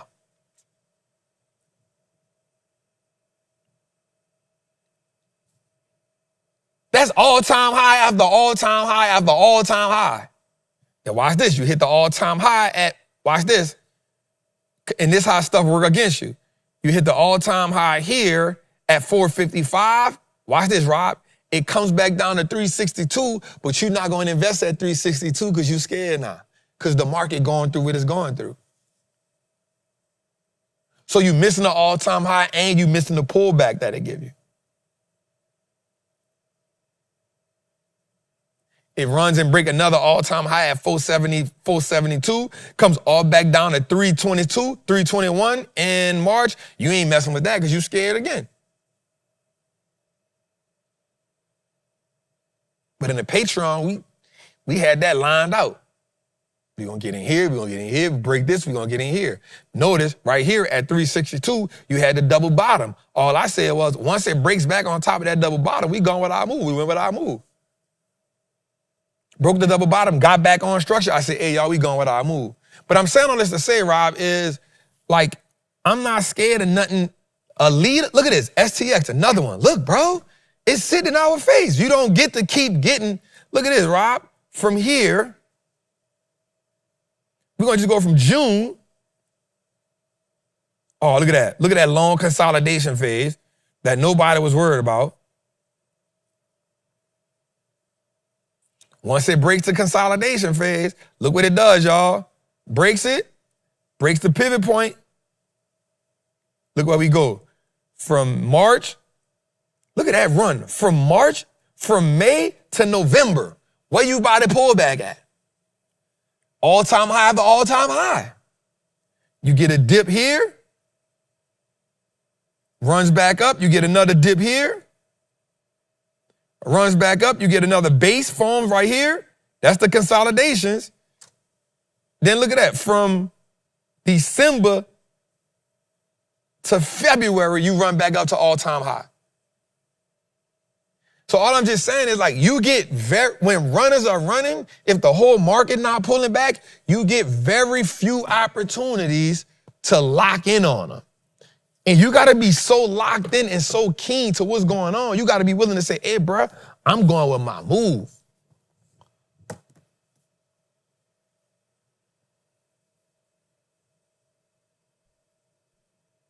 I'm going with my move. So let's go back to our information, which says, I'm not worried about no all-time high. Scam me out of position.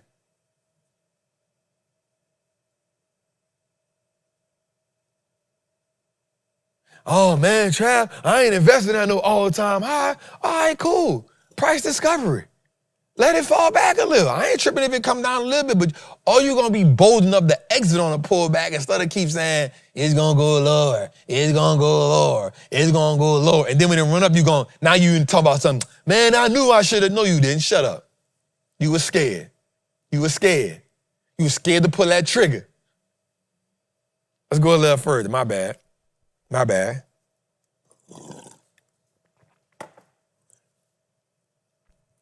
All right, Tom Lee says the next 18 to 24 months could be the best time of our lives. Tom, it's been the best time of my life. Let's go. One thing that we were at Fundstrat were emphasizing is that inflation adjusted, even gasoline prices here aren't nearly the burden they were 5 years ago, 10 years ago, even at the 2008 peak. And the war is stimulating the economy, and we can see that in the earnings estimates and the ISM and even the jobs report. So I think the state of the consumer is one thing versus maybe how they might hear in a radio commercial or the surveys, but I do think the consumer is in better shape. So I think the retail investor will end up chasing this stock rally. And you think as they do, that will power it higher? Yes, but for the right fundamental reasons, because earnings estimates are higher. The U.S.'s relative position has really been strengthened by what's been exposed by supply chains through this war. And I think as the world investor looks for growth and they worry about growth in general, they're going to buy the U.S. stock market, which is a growth index. We're going to talk in just a moment about international and whether, you should, not that you have to choose, you can do both, but if you had to pick U.S. versus international, is it U.S.? I'd still be overweighting U.S. because I think if you think about where innovation comes from, whether it's in tech, healthcare, or financial services or fintech, that's really U.S. companies. And I think there was an argument the U.S. PE should derate, but the war has exposed that the U.S. multiple should be going up. Really?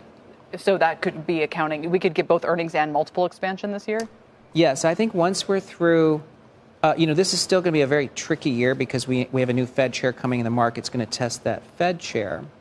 But once we get through that subsequent turbulence, we are probably entering, an 18 to 24-month period that might be one of the best we've ever seen in our life. Tom, man. So I do think I will say this, and I think this is going to be essential. And I said this to my people in the Patreon. a lot of people missed that 2-week rally we just had. And because it caught a lot of people off guard. That's what happens. I'm glad enough to say that, like, I start putting us in position like a week early when we did MU, Meta. So we did like 3 or 4 plays. And the reason why I did it was because I felt that once the market started getting below that 200-day moving average, it's prepared for a bounce. Then we look at RSI on it at the time, it was like right at like 30-something. Right there, you're like, all right, like they under stress. And so one day the market didn't respond to bad news. Like normally the bad news would send us on another 1-2%. We was up the next morning. I was like, oh no. Let's go. I went quarter position. Quarter brick. Just quarter brick. We ain't gonna, quarter brick. Test the water. Oh, it's turning. Half a brick. That's where we at right now, right? 15 players on a half a brick. I won't get past this a little bit.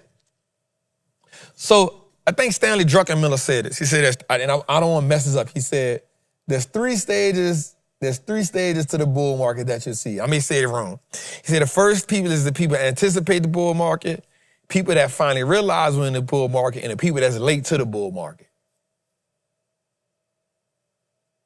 When you anticipate the bull market, you're going to be a little early, so you still got to take a little drawdown. And I remember telling them that. I was like, listen, if I don't mind us getting in the play, I don't mind us being a little drawdown here, but I feel like based on what I'm seeing and how we're reacting to the news, watch this, the sentiment has changing. I mean, I walk in the house, she ain't mad no more. She kind of like, fix my plate. You know what I'm saying? Like when she ain't mad, I got to fix my own plate. I mean, when she mad, you got to fix your own plate. But she cooked. Yeah, like I cook for you. All right. But now the sentiment changing because she fixed the plate. Come on. Sentiment changing. So I felt like that. So let's go a little further, man. So that's what I felt. Let's go a little further. All right. Hey, before we do that, don't we got the 200 episode thing? All right. So, hey, check this out, y'all. We giving y'all 2 months. It's April, May, and June. So we doing June 30th, 2026. We doing 200 for 200. So we're doing episode 200. We think about doing something a little special. The seats are $200. We only got limited seats up in here.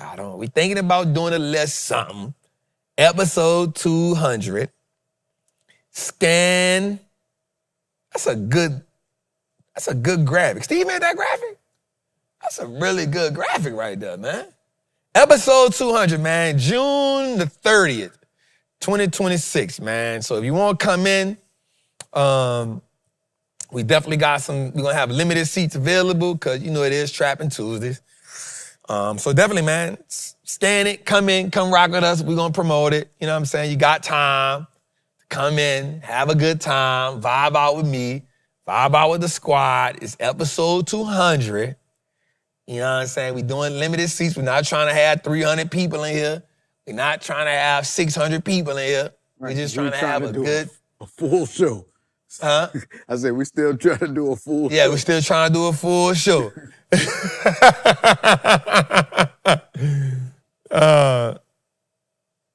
We still trying to do a full show. And so hopefully I get skinny by then. I can't deal with Belina.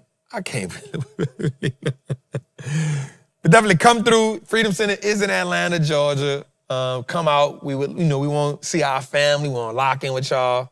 You never know who I'm going to get to come up and say hello to us. So come rock out with us, man. Episode 200. Click the link. Scan. Let's go. We parking lot pimping, Trap. I love it. Let me see some fire in the chat if you're thinking about coming. Jose, they say run the QR code again. Let me see some fire in the chat if you're thinking about coming. Mark, why are you charging people for a 200 celebration? Mark, you don't have to come. You can watch it online, Mark. It's that simple, bro. It's all good. It's that simple, bro. It's kind of that simple, bro. It's not really hard. So thank y'all. I see the fire in the chat. I see the fire in the chat. Let's go. All right, let's go a little further, man. What we got? All right, so time beats timing. Don't fear market dips. History shows a rebound. S&P 500 over 10% annual returns since 1950. Now, the thing I like about that is this, y'all. I'm only going if the ladies in the building. Hey, you stay out of here, man. You stay out of here, man. I think for this one it's easy because, my whole goal is for us to stay in the market. Just stay in the market. Stay locked in. Like even when the market was like pulling back for them 5 weeks, and I'm gonna say this.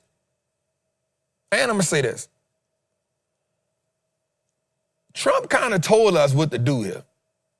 If I'm being honest, watch this.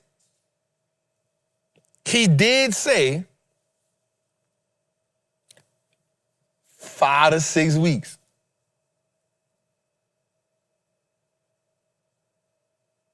He did say 5 to 6 weeks.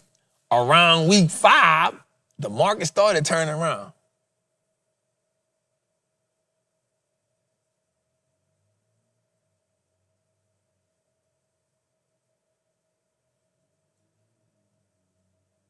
All right, I'm going to say it again.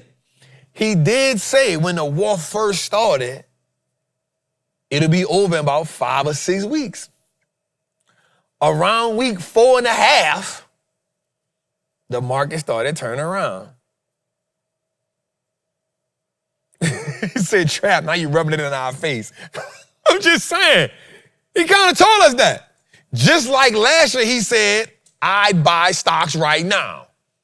And when he said that, the market ain't looked back. From April to October, November.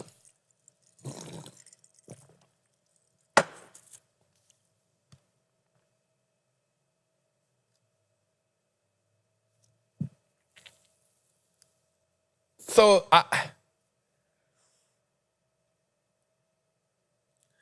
all I'm saying is,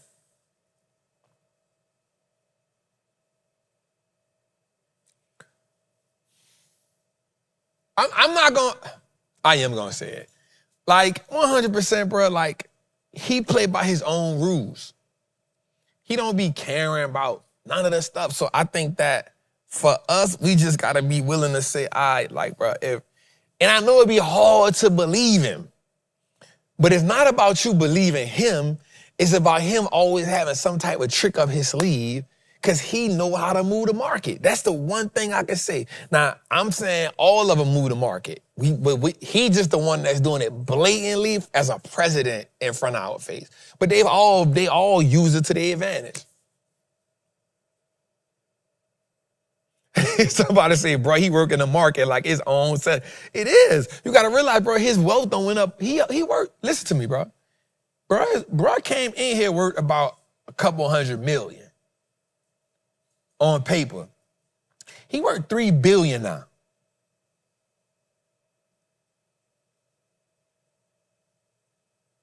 He worth $3 billion now.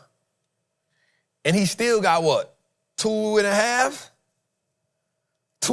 left? I ain't gonna lie, it feel like he been in here for like 3 years already, bro. I ain't got nigga stressed, bro. Bro, it's been a comedy show since he been in here. We've been under attack since he been in here. Every day. No days off. Bro, we've been under attack. Bro, people fight or flight is at another level with this guy.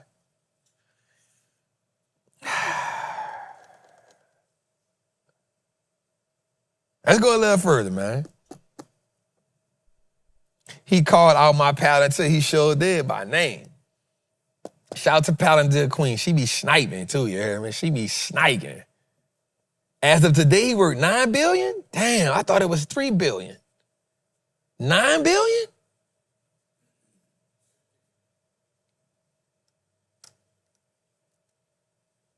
Man, let me see, man. Bro, that dude ran up that bag like that? Let me see, man. Hold on. How much is Trump worth?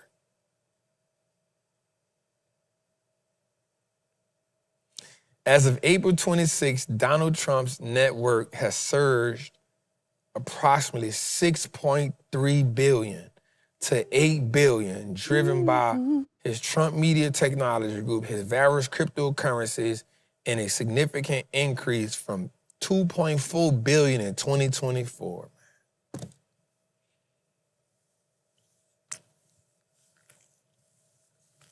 And how much time he got left? Bro made $6.3 billion in a year and a half.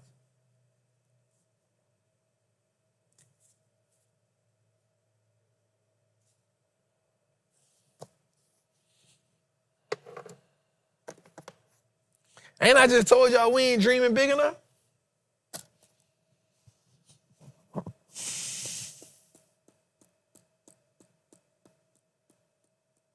That's what we need to Trapstodomus on. How much he gonna walk away with by the time he come out? He gonna either be worth 15, 20. 20. That's what I was thinking, 20. He gonna be worth about 20 by the time he get out of there. Bro, imagine running your shit up to like 8 billion. Like, yup, this is what I came back for. I missed it the first time. This is what I came back for. I just come here to cause chaos, to get my bag up.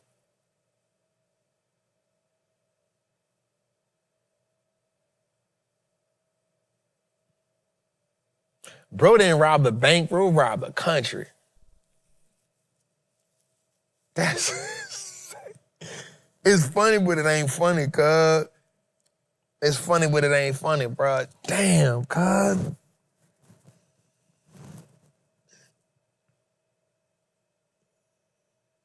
Bro, you ran up $6.3 billion in less than 2 years.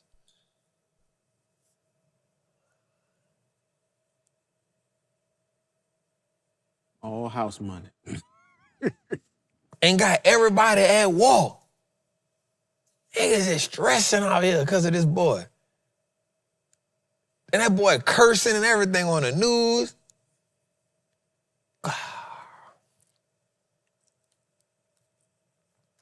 Teflon. Let's go a little further, man. Damn. I ain't know he did that. I thought he was worth less than $1 billion and he ran it up to 3. Bro, come in there with 2 and turn it to 8. Oof. Boy, turned 2 to 8. Damn. No ski mask. The colonizer way. That boy went ISO on us, cuz. Boy went ISO. Man, damn. And that boy paid like $220 in taxes last year.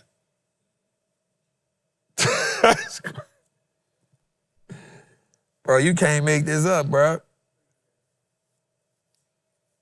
You can't make that up.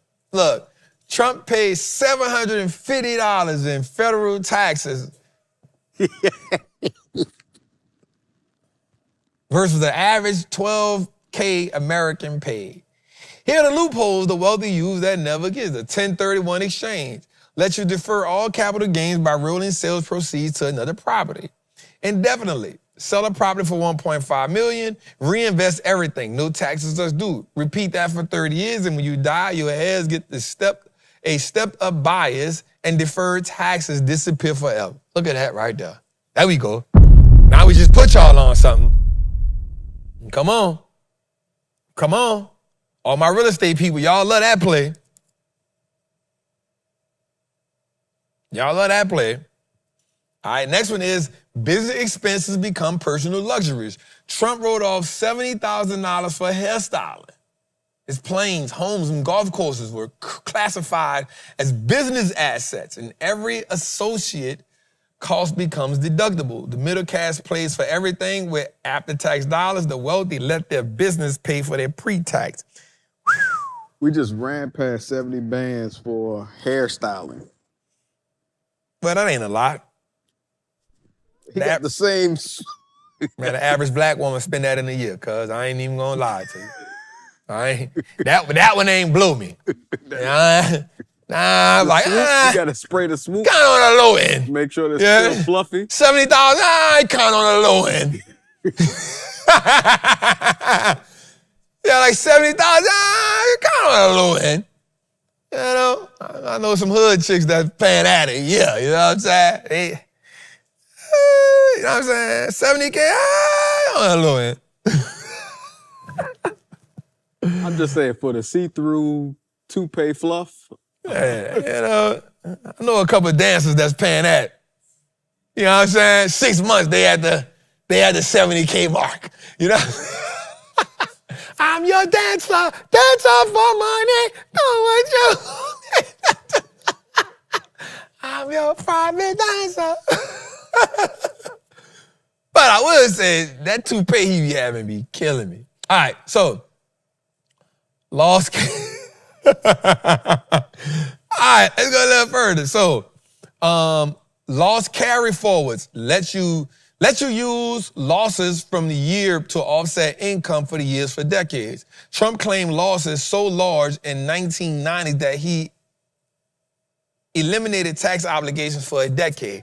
He lost $100 million in one bad investment and used that loss to offset $100 million of future earnings. No tax.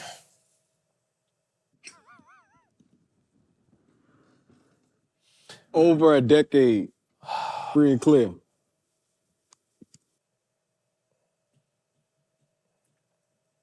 Somebody say lies. Black women do not spend that in the year. We get discounts. Shit, I know some black women that spend it. That's why I couldn't mad at it. I know some that spend it.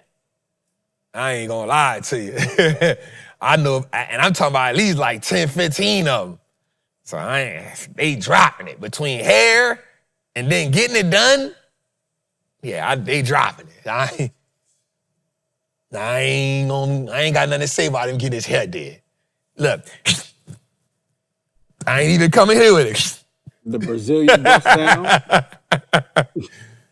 All right, next, cost segregation breaks properties into components. Instead of depreciating everything over decades, carpet, appliances, and everything get depreciated over 5 to 15 years with 100% bonus depreciation now permanent in 2025, Miss Janice. I put new carpet in here. I put new roof in here. TVs in here. I need the whole $4 million wrote off.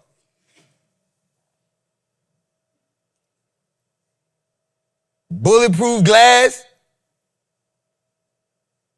Whole thing. The Bathrooms. Air, oxygen in this joint. Everything. Oxygen. Precipitation.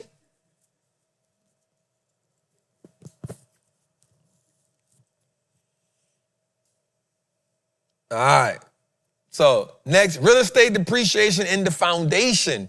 The IRS lets you write off your building values over 27.5 years, even while the property actually increases in value. Trump reported losing 47. Bro, where he be losing all his money at? He lost $100 million, wrote that off for some years, then losing $47.4 million in 2018, while financial disclosed he earned 400 and wait, hold up, bro. All right, let me read this one again. Trump reported losing $47.4 million in 2018, while financial disclosures show he earned at least $434 million, paper losses that reduce taxable cash flow while net worth grows.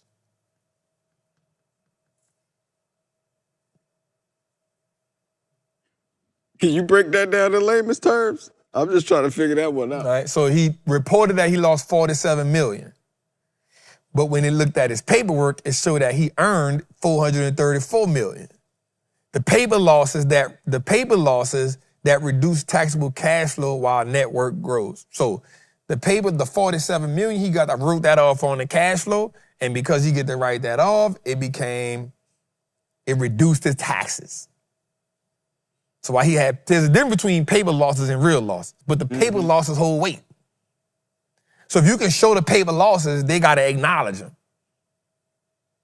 So you find a segment of your overall, whatever that year, you say, hey, I lost $47 million. You can't just take that off. You got to add that to what I got going on, because even though I made $439 million, you're going to take this 47 and write something off with it. I'm going to deal with the rest of it with something else, with the 100 million and the under. I got enough of other stuff to write off. So he got multiple, he taking it off in chunks. Then you got the cost segregation, breaks property into components instead of depreciating everything over decades. Carpet, appliances, lighting gets depreciated over 5 to 15 years with 100% bonus depreciation. Now, permanent 2025, you can deduct qualifying components immediately. Buy at $1 million out of property and write off $400,000 in year one.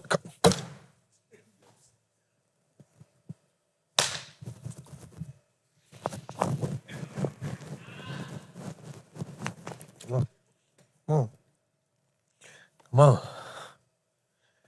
This is why you gotta get a good seat. This is why you gotta get a good tax attorney. Now I'm gonna tell y'all something that's real clutch. I'm gonna tell y'all, so let me give y'all a prompt you need to put in your chat and your Claude. You need to go to Claude and say, hey, you are an award-winning tax strategist.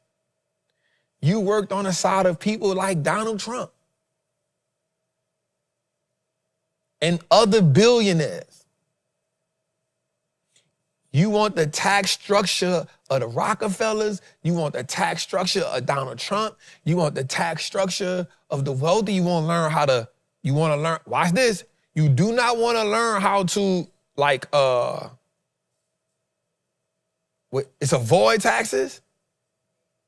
You don't want to evade taxes. You want to avoid. Two different things. And then you say, you give them a revenue model. I'm making whatever much money.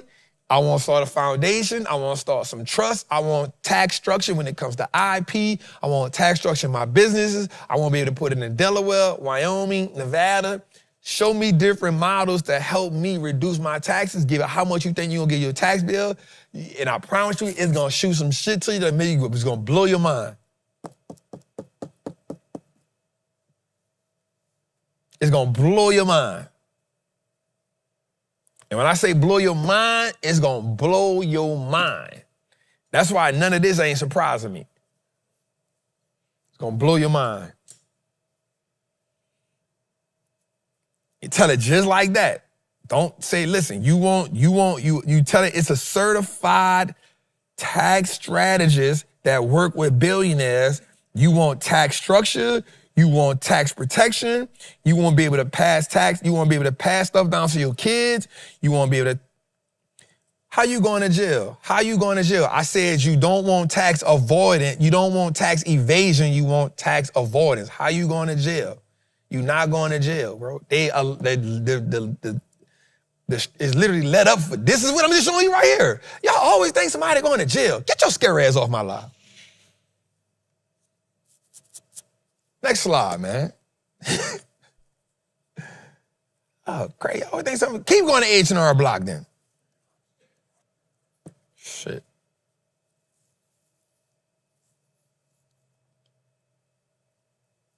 Y'all crazy, man. That be y'all problem, bro. Every time somebody say something, y'all think somebody trying to say y'all. I ain't shouting you. I'm saying, that's why I said not tax evasion. Crazy. I said you asking it for tax avoidance, some tax strategy, tax structure. That's what that is.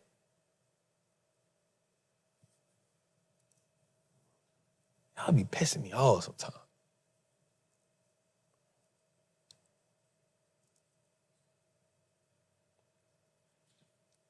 Scary ass. Let's go, man. Hedge funds adjust the forecast, man.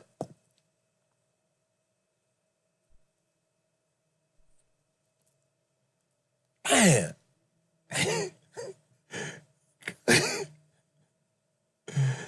Yeah, man. H&R Block robbing you blind. H&R Block, TurboTax, they robbing you blind. They not here to help you. They here to help pay the government more money. And I'm gonna tell you something. I'm gonna tell you something that's real. This is why you know the number one way that the Democrats sucker people in? Watch what I'm about to tell you. The number one way Democrats sucker people in, they show you wealthy people that has tax avoidance strategies. That's right, tax avoidance, right? Not evasion, right? No, evasion is when you're trying to cheat them. Yeah, avoidance. You got tax strategy and tax structure and stuff put in place. You know, the number one way that Democrats get Republicans, Democrats get everyday people every year, and I don't care who you vote for, but one strategy they always get you with is showing you how wealthy people didn't pay no taxes. And they forget to show you that it's the same stuff that they do. They doing it and get you emotionally invested. Because they know that's the one way that's pissing you off as an everyday person, because you get taxed for making the money. You get, hello, Trap. I'm sending $25 to Jose and his wife for their wedding present. Congratulations. And I love y'all. For sure, family. Grasshopper world. That's it. Yep. It's the number one way that they know how to strike your nerve, because they know everybody hate paying taxes. And so the first thing they do to poor people and middle class people is say, hey, this person only paid $1,000 in taxes this year. But they forget to say that, hey, they got so many tax. I challenge everybody. Let me see something right quick. It's kind of a long show tonight, huh? I want to look something up right quick. Let me see that.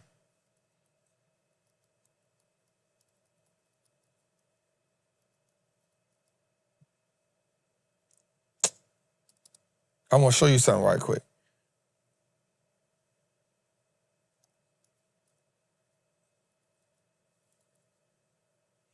I'm going to show you this thing. I've been looking at this for years.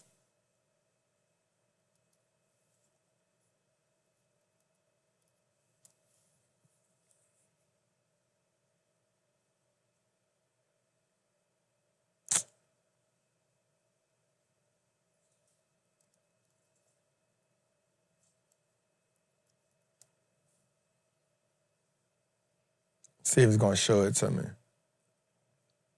Rockefeller, JP Morgan Chase blueprint.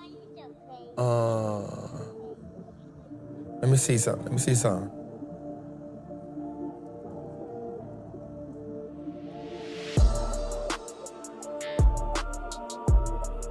Is it the Rockefellers? Yeah, Rockefeller, Chase, Trust, Blue. I'm gonna show y'all something. I've been looking at this for so long, bro. For years, I've been looking at this, and I was like, dog, this is so clutch. Oh, that's it.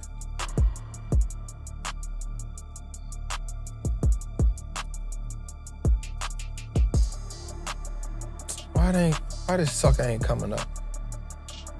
It come up every other time. I don't know, it don't want, oh, here you go. Got it. Watch this.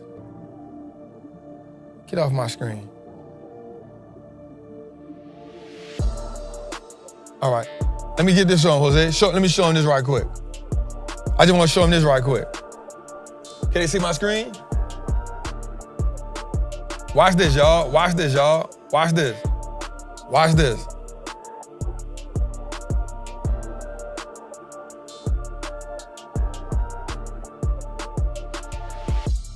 How can I blow this up, bro?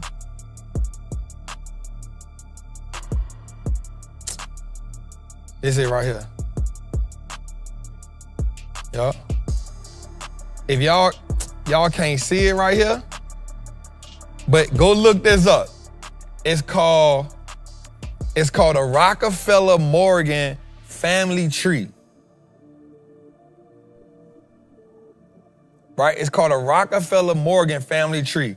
Now you can't see it on here, But man, listen, when you look at this, bruh, it's so many oil trusts, so you can see it on your phone, you can see it good. Don't worry about it, like it ain't showing it how I wanna show it.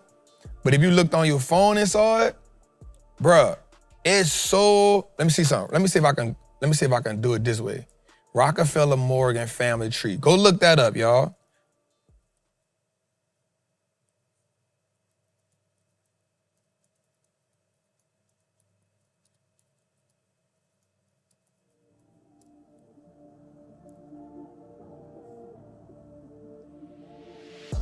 Yeah, here you go.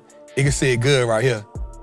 You can see it good right here. Bro, I have this at my house as a poster because, bro, I had never saw nothing like this. So watch this, y'all. Man, nobody don't be giving game like this, dog. Bro, nobody don't be putting it down like this, no, dog. Bro, this is a different level, dog. So watch this. For the person that said you gonna go to jail, they ain't went to jail. Watch this. They got the corporation. So let me say this to you. Write this down. Now, I'm not the tax person to ask, but when you looking to really build wealth, you got to have a combination of a few things. You got to have a trust set up. In a situation where you got to have multiple of them. You got to have S Corp set up.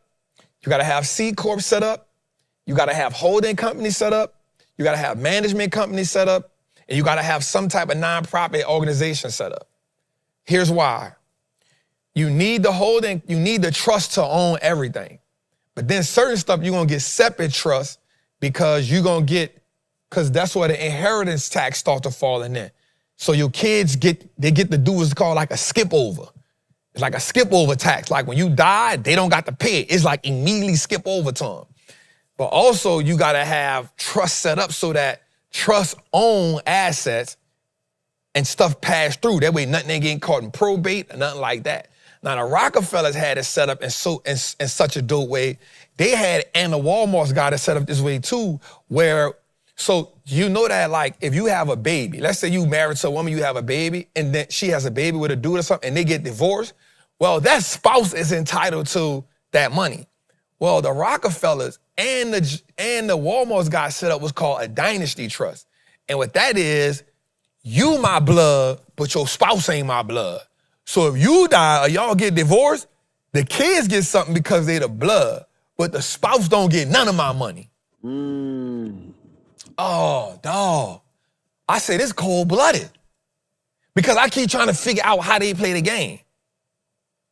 And the Rockefellers, now they part other people, but I know the Walmart, the Sam Walton family got it like that too. So if you have a baby with one of them, you ain't come up. Ain't no come up like that. If y'all get divorced, you don't get nothing, none of my money. You get whatever y'all did together. So let's say I got a daughter. So let's say everything I leave her, she get married. She have a kid. The dude try to look at my daughter as a come up. Well, guess what? The way I'm gonna have it set up, because I'm following it, if y'all divorce or something, you get zero of my money. Now, whatever y'all do together, that's cool. But anything I left her, you not entitled to none of that. That's what they did. So if you look at this picture right here, all you're gonna see is a bunch of what? You're gonna see a bunch of groups, which equals like LLCs. So it's like Howard Industry Group and such, Morgan Group and Finances. And look, you see Industrial Trust at the bottom. You see Franchise Group. You see Railroads. And the reason why they did Railroads, because at that time, Railroads was that's the equivalent of AI right now. So Railroads, they were starting railroads and the railroad companies. So you see subsidiaries. So subsidiaries are like, that's going to be where you put your holding companies at, because the holding company is going to be what's called like a pass-through. So stuff get to pass through it. And then all your other companies get to pay. So that's how they help themselves out. So the other companies, so the subsidiaries and stuff and the groups they got in here, they pay fees to other companies and everything else get to write that off. So the holding company may get it and everybody got to pay a management fee to this management company, right? But the thing about the management company is the management company, because it's an S Corp in Delaware, is in Nevada or Wyoming, instead of them paying 39%, it's paying 21%. That in itself saves you millions of dollars. You get what I'm saying? Bruh, I've been looking at this since probably like 2019. And I've been trying to find the right CPA and to help me structure this the way it's supposed to be designed, bro. That's what I mean by the proper tax way you structure your stuff. But the reason why you wondering why people like Donald Trump, them not paying taxes, because you got to remember, think about this. So think about something. Somebody say, I'm lost. Don't even worry about it. Come back and watch it again. Think about this. Who built America? Answer that question. People don't realize that armies went to war for America, but wealthy people, bankers, built America. Elites built America. Well, if bankers and elites and tax people built America, who you think they built the wealth code for? They ain't build it for me and you. Now, I'm not saying to be a Republican or a Democrat. I don't think none of them right. They all got an angle. But I'm telling you that the number one way the Democrats get poor people to rock with them is because the first thing they do is say, hey, this person ain't paid their fair share of taxes. When all that person really did was went right in the rule book. If you want, watch this, if you want people to pay their fair share of taxes, go rewrite the rule book. But you know what Donald Trump told Hillary Clinton? You ain't gonna rewrite the rule book because you've been living by it. And all your friends live by it. He told her that. Go look at that debate in 20, whenever that was the first time, when she brought it up. She said, you ain't paid taxes. He said, I ain't gonna pay it. And you ain't gonna change it either when you get in office. Because all your people use the same rule book. He told her that on national TV. And Dave Chappelle talked about it.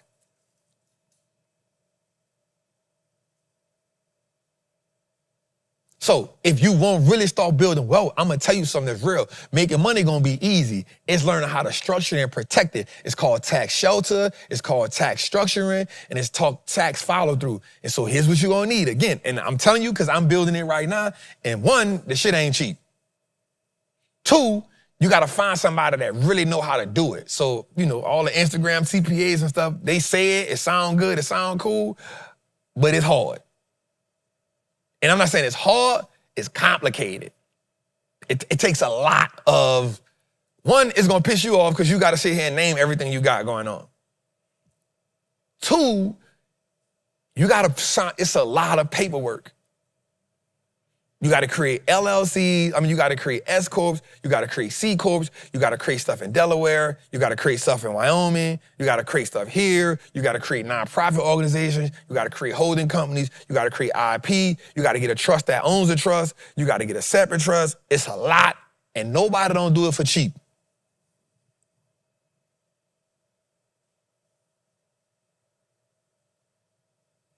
That's why a lot of us be like, man, they ain't got all that money. Yep, because it costs probably like $30,000 per setup. So, I just wanted to show y'all that. First of all, let me say this, man. All views and concepts are exclusively my own. This is just for entertainment purposes only. This is not investment advice. Before you make an investment, before you go try to get a trust, before you even do what I just not said, go get some advice. And I promise you them $5 are going to cost you because I'm not responsible for what happens or the outcome. This is just me talking shit to y'all. This is entertainment only. I don't know what the hell I'm doing. Amen. Amen. The doors of the church are now open. 1-800-TRAPPER hotline.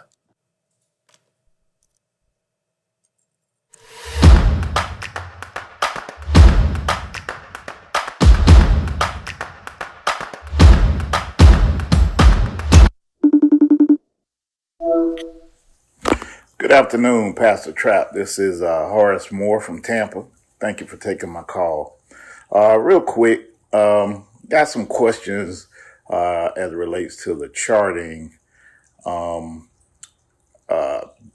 up and gapping down. I know you probably spoke on this before. I must have missed it. I'm in the Patreon, but I wasn't able to attend the Zoom last weekend. I hope this wasn't one of the questions, but been seeing a lot of gap ups and a lot of gap downs with the volatility of the war. And I saw you saying something last week about them dipping down and getting orders. And could you explain that to me, how the gap ups and gap downs are filled, if they're always filled or if they're filled sometimes, and how that affects how we should read our charts? Thanks for taking my call. What's good, OG? Showing the Wall Street Trapper. Patreon. That was not Where me. did that come from? I don't know. That was not me. Shout out to the OG, man. Appreciate you for coming on. So first of all, gap up and gap downs happen overnight. So usually there's something happen overnight that, those orders couldn't get filled during the day. So that causes a gap up, or something happen overnight. Like in the morning, you'll look at GEV in the morning. Like depending on what they do for earnings, you're gonna see a gap up or a gap down, or you will see a huge inducement. Learned that from Rob. Well, inducement candle. This is an inducement candle, yeah. Which is a institutional footprint. First of all, no, all gaps don't get filled. Right? I say about 65% of the time they get filled, but all gaps don't get filled. And so you can ask yourself a simple question, like you see something going on. What I like to do is, like, if I see the prices close to a gap, I'll be like, hey, it's a chance that it'll come back down and fill that. So then if it starts falling down, I know it's coming to get those orders. But there's times where it can just be a heavy run up. Now, here's what I will say. If you look at like software stocks, they came back and filled a lot of gaps on the downside, right? So, and those gaps were from a year or two ago. You know what I'm saying? So all gaps don't get filled. What I truly like to say is, I acknowledge them when I go on my chart. If there's a gap within the vicinity of where I'm at, I'm gonna acknowledge it because I know that is a good chance that that's an opportunity. I remember when Rob first started looking at like our charts, he was like, bro, why the hell y'all gap up so goddamn? He's like, bro, we don't be doing this in the futures market, bro. This is crazy over here. Y'all are tripping. That's confusing me. But yeah, so you just look at them as that. You look at them, that's why I always draw that rectangle when I see them, because I want to identify them. Right? And then you got to ask yourself this question. If it comes back down to that gap, is it using that gap because there's orders right there? Those are orders that got missed, right? So what they're doing is come back and filling those orders. Now, the thing is it buy side, meaning they're going to take the orders and go back up, or is it sell side, they take those orders and run back down? And so all you want to do is just pay attention to those gaps, acknowledge them on your chart. And then once you acknowledge them, you finish charting the way you chart. Don't put too much emphasis on it, like, I'm going to wait till it come back and fill that gap, because you'll miss a whole $100 move waiting for it to come back and fill a gap.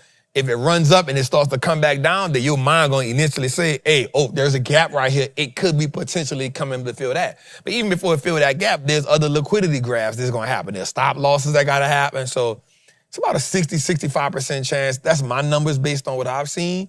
But no, all gaps don't get filled. Not at all. So I hope that answers your question, OG. Yep, let's go a little further. Certified Trapper of the Week, William Alexander Linsdorf. William Alexander Jr. was an African-Caribbean settler in California and one of the founders of the cities that San Francisco highly successful enterprising businessman. He is thought to have been the first black millionaire in the United States. Okay. Come on, William. Before Silicon Valley, before the gold rush, before California was even California, a black man built a fortune so big, the U.S. government asked him for help. His name was William Alexander Leidesdorff, and he was that guy in early California. Born in 1810 to a Danish father and an Afro-Caribbean mother in the Virgin Islands, he moved to San Francisco before it was even called that. He opened the city's first hotel, first shipping yard, first commercial warehouse, and even launched California's first steamship. Basically, if there was a first in San Francisco, Leidesdorff probably built it. But he wasn't just about the money. He became the U.S. vice consul to a Mexican-controlled California, helped American settlers gain influence, and used his wealth to negotiate major land deals that would shape the future of the state. By the time he died in 1848, he owned what would become millions of dollars in property, including parts of what's now downtown Sacramento. But they don't put his name in the textbooks. So we will. William Alexander Leidesdorff, founding father, power broker, and black millionaire before California even knew what gold was. I ain't know that. I ain't know that one, Jose. First black millionaire in the United States, Jose. You ain't know that, Jose. I definitely didn't. You ain't know that, I say his Jose. name. Come on, Jose. You ain't know that. You ain't know that. All right, let's go a little further, man. All right, the great energy shock, inflation's ripple effect, no energy inflation. U.S. energy inflation has skyrocketed, 287% annualized. Lifting CPI to 3.3%, projected to exceed 3.5 next month. Consumer sentiment has collapsed as index fell to 47.6, the lowest on record, signaling deep economic anxiety. I think people are 100% having economic anxiety. 100%. I need to write that term now. Economic anxiety. That's a good one. All right. Fed rate cuts are fading fast. Odds of a July cut dropped from 90% to 22%. Market futures now price 0 cuts in for 2026, reversing expectations of 3 or more earlier. The global economy is shifting toward persistent inflation and tighter monetary policy, reshaping investment strategies. I will say this. We talked about this a while back. The IMF, the International Monetary Fund, said that not just America, but global economics are shrinking. And that's vital. I think energy will be a crisis as America, rich white men get greedier and greedier. And I'm not saying that for that. I'm saying because they the ones that's building all these goddamn data centers. And they realize, one, a water shortage could be possible, and 2, an energy shortage is possible. And so because of that, we gonna be... I'm in a bind, Nate. It's gonna be real serious for us, y'all. So this is why I think that everybody should be investing in anything. Watch this, I'm gonna say this and it's real. Let me see something. Do we have a graphic showing the bottlenecks of AI? We should have that graphic. Yep. Here's the levels, 1, 2, 3, 4, 5, 6 levels that you need to be investing in with AI because you cannot miss this. You can't afford to miss this. And I'm saying this because I want you to really, really, really, really, really pay attention to this, right? Semiconductors and foundational equipment. That's the TSM, that's the ASML, that's the LRCX, Land Research, KLAC, AMAT. One of these should be on your list. If you asking me, Trap, where do I invest my money at? You should have, these are the 6 pillars that you rocking out with, right? Compute and processing, NVIDIA, ARM, AMD. I'll say, man, pick the winner. Don't go pick ARM because it's pick the winner, the big dog. All right, high-speed connectivity and networking. AVGO, Marvell, ANET, CRD, APH, ALAB. I think you go AVGO, Marvell, APH, ANET. I'm not mad at those. I like the CRDO, but they just let me down last year after a great earnings call. Photonics and optimal components, this whole sector going crazy. Like, all 3 of these is insane. All of them. Light, AAOI, COHR, like, it don't matter. Pick one. I'm gonna be honest with you. I'm about to take $100,000 for my daughter and go insane over here. 100%. I'm about to take $100,000 for my daughter and just go 1, 2, 3, 4, 5. So I'm going 20,000 in each, in at least 4 of them. Right? She already owns STX. So I don't have to get an NVIDIA because she already got like 2,000 shares of that. All right, so memory and storage, SNDK, STX, MUWDC. Y'all know STX, SNDK is a banger. I feel like we missed that boat to get the 30x return on it. like that return where it was $100, now it's 900. I feel like we missed that boat, but I still feel like it's a banger. But I do still love STX, MU, and WDC. And for the neo clouds and physical infrastructure, I like Nebula, NBIS, I like APLD. I put us on APLD a long time ago. Irene is the cheapest. CR, CoreWeave, you can go with CoreWeave because they tie NVIDIA just keep dumping billions of dollars into them every time they get a chance. If they ain't dumping $2 billion, they bumping $5 billion. So if you really serious about growing your money over the next 10 years, here's where you go at. Stop listening to people. Oh, AI is a bubble. How?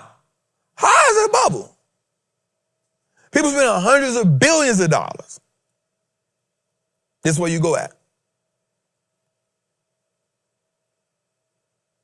I'll put us on a lot of these stocks in 2024, 2025. So, but y'all know how it go. Y'all don't pay attention till they start running. Bro, I get it. I ain't mad. Let's go a little further. Let's go. We got another one on the Trap Hotline? Let's go. What up, Trap? What's up, fam? I just got out the gym, working out, just wiped the sweat off. So y'all just got to believe me and take my word for it. But quick question for you. I have bought a lot of small amounts of stock all over the place, right? And they've been doing well. I don't have 100 shares of this. I don't have 100 shares of that. I don't have a lot of shares of anything, but I have a nice amount accumulated from some of the gains that I've received from my holds. I really want to begin to trade though. So how do I take some of the gains that I've made off of the small amount of stocks that I've made and start to transfer it over into trading? I really want to be able to do that. Plus, still keep all my stuff going as far as my hold. Like I said, I've been doing good. 401k is popping, of course. But how do I make that switch? How do I begin to transfer that over and begin to get into some contracts and make some things happen? I appreciate all y'all. Hey, the Patreon's off the chain. If you're not in, get in. Peace. Oh, gee, I like the way you ended that, but don't be telling us about you was sweating in the gym. And we don't need to know that, bro. We love you, OG. We respect the gray beard. We respect the hair. We don't need to know you was sweating, bro. He said, I wiped it off if you don't believe me. Wipe it off if you don't believe me. OG, we okay, bro. Yeah, Trap, I was working out, you hear me? I had to wipe the sweat if you don't, bro. OG, go on and say the question, bro. I ain't lying. Look, come on, OG. Go on ISO, man. OG, go on. Oh, ISO, bro. We good. Oh, yeah, you know, I was sweating, working out. Nah. We get it, OG. You 59. You showing us you still got it. We ain't mad at it. Even if we see the sweat on your shirt, OG, we good. We ain't gonna say, man, I wonder why OG's sweating. We good. We good. OG can't give us a right off. All right, so, first of all, OG, stop, because what you're doing is, you buying everything you like. That's what you're doing. And so what happens is, you say, I ain't got 100 shares here, I don't got 100 shares there. Well, the reason why you don't, OG, is because you keep buying, you see a company you like, you hear about, you buy 1 or 2 shares. You see a company you hear about, you buy it. I want you to focus. I want you to go 10 to 12 companies max, focus. The goal, 100 shares of every one of them. That's it. Don't go all over the place, right? Second of all, stick to what you like in there. I never sell my buy and hold to do options. I actually do the other way around. I get profits from options to go get buy and hold. So I won't be the person to tell you sell, buy and hold, unless you can look at it and say, you know what? I really don't like this. I really don't like that. I really just got this because of this. I really just got this because I heard that. So ones like that you got a lot of speculation behind, that you're not really serious about, get rid of them. But once you did the research on, and the ones you really like hold on to them. Now the problem is you sitting there like, if you sitting there, you like, hey, I like all of them. Now we got a bigger issue. You know what I'm saying? You got to bite the bullet. You got to cut something. So I would say, personal perspective, is figure out which ones that you holding that you like, get rid of everything else. The bad part about it is you're going to get rid of something that's going to fly and you're going to hold something that ain't going to run and you're going to be pissed off. But create the buy and holds that you like, and then whatever ones you don't like, I wouldn't even use that to go in the options market. I will use that to double down on the ones that I like, and I would just fund my options market with new money. That's what I would do. That's what I would do. I would just say, all right, I'm going to get in the market. I'm going to put this much money in my options account till I build it up. I'm not a fan of selling buy and hold to get in the options. I'm a fan of selling buy and hold to get better buy and hold position, if that makes sense. So I hope I help you out, OG. Don't come on here no more telling us about you working out, man. All right, let's go a little further.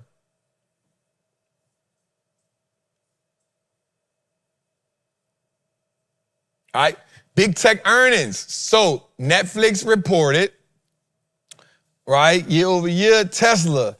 All right, no, Tesla's coming up tomorrow. Tesla coming up tomorrow.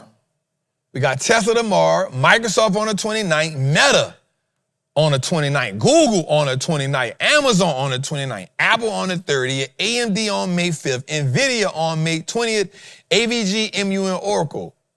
Listen, it's about to get real. And I'm going to tell y'all right now, I ain't holding nothing. Selling half of everything. I'm selling half of everything. You hear me? Not holding nothing through earnings. I don't trust nobody like that. But we got to pay attention to what's coming up right here, because this is going to be vital. It's going to be a rocky season. We got to make sure of that. So I just wanted to put this out there for us. Let's go, Jose.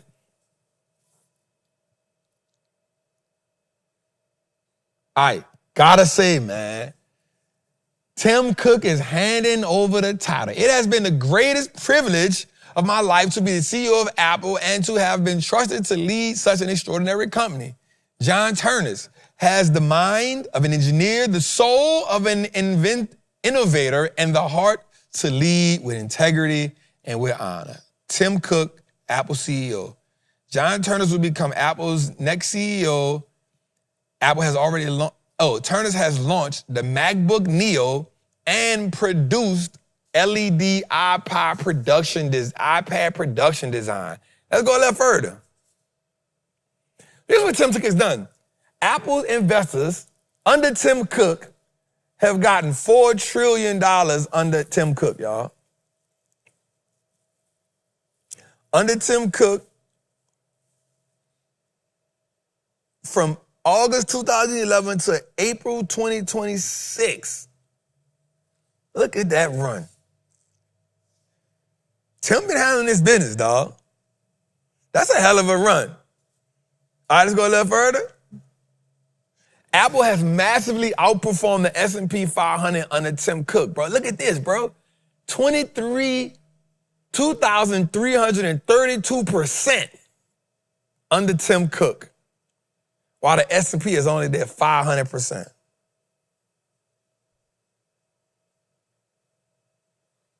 That's a hell of a run right there, Sean. Sean, you can't deny that kind of run right there. Bruh, since 2011 to 2026, that's what, 15 years? The S&P returned 500%. That ain't bad. That's solid. Boy, bruh did a 2,300% return.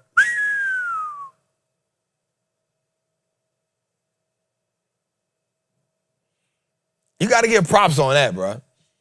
Tim did his thing. Under a Joe Biden, Donald Trump, twice.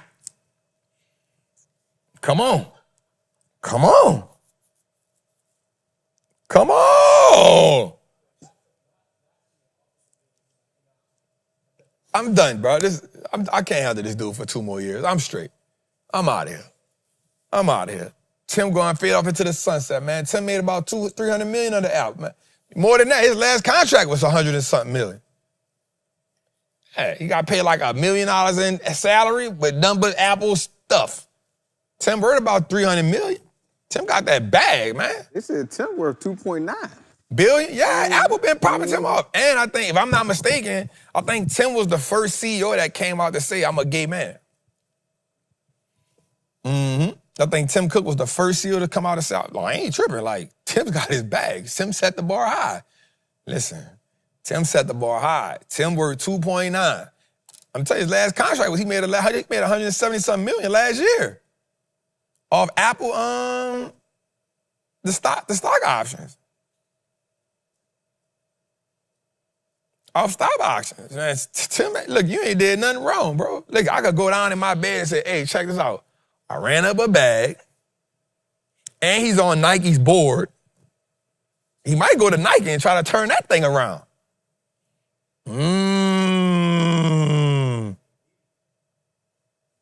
Might go to Nike and try to turn that thing around. Might go to Nike. All right, let's go a little further. All right. This was interesting. So Jeff Bezos and Elon Musk, the satellite edition. What happens when you both become the #1 richest man in the world? What do you do after that? You go to Mars. You try to figure out what that's going to look like. So Amazon is making a bold move to challenge Starlink by acquiring Globalstar for $11.57 billion and shifting Apple's satellite services onto its own network. The deal values Globalstar at $90 per share and is expected to close in 2027. While SpaceX had explored the same acquisition earlier, but lost after Amazon paid a 117% premium to secure a key spectrum rights. Even as Starlink leads with over 10,200 satellites and 10 million users compared to Amazon's 241 satellites currently in orbit, Apple's partnership now strengthens Amazon's ecosystem as its satellites will power iPhone and Apple Watch features like emergency SOS, while FCC deadlines push Amazon to deploy 1,600 satellites by July 2026, making spectrum ownership critical for enabling direct-to-device connectivity without towers and driving strong market reactions from investors. So I say if they work together, they would just build a new world. Nope. When you was the #1 richest man in the world and somebody come and took your spot, you want to beat him in business. You want to beat him in business, man. You got to think Jeff Bezos was the #1 richest man for a long time. Elon got that by, like, it's not even close. Elon said, "You still got chump change, cuz. You about 200 billion. You need about 800 more, 600 more. I'm closing on that trillion." Let's go further, man. Assalamu alaikum, Trap. What's poppin', family? What's poppin'? I hope you're doing well. I just want to say how proud I am of you. Like, you really, really continue to get fired with this shit. You know what I'm saying? Like, you just continue to get better. A beautiful journey to see, like, from where you started to where you are now. You know, I've been rocking with you for a really long time, and I'm just, like, so appreciative and grateful for, like, you teaching me how to fish. You feel what I'm saying? Like, I will forever be grateful for that. Like, for real. Yeah, it's just, I love this game, bro. Like, you know, I tell you this all the time. Like, I'm making mad bread, and I still love it when I lose a lot of bread. You know what I'm saying? Like, it's just part of the game. You know what I'm saying? Like you say, like, let's go. You feel me? Let's go.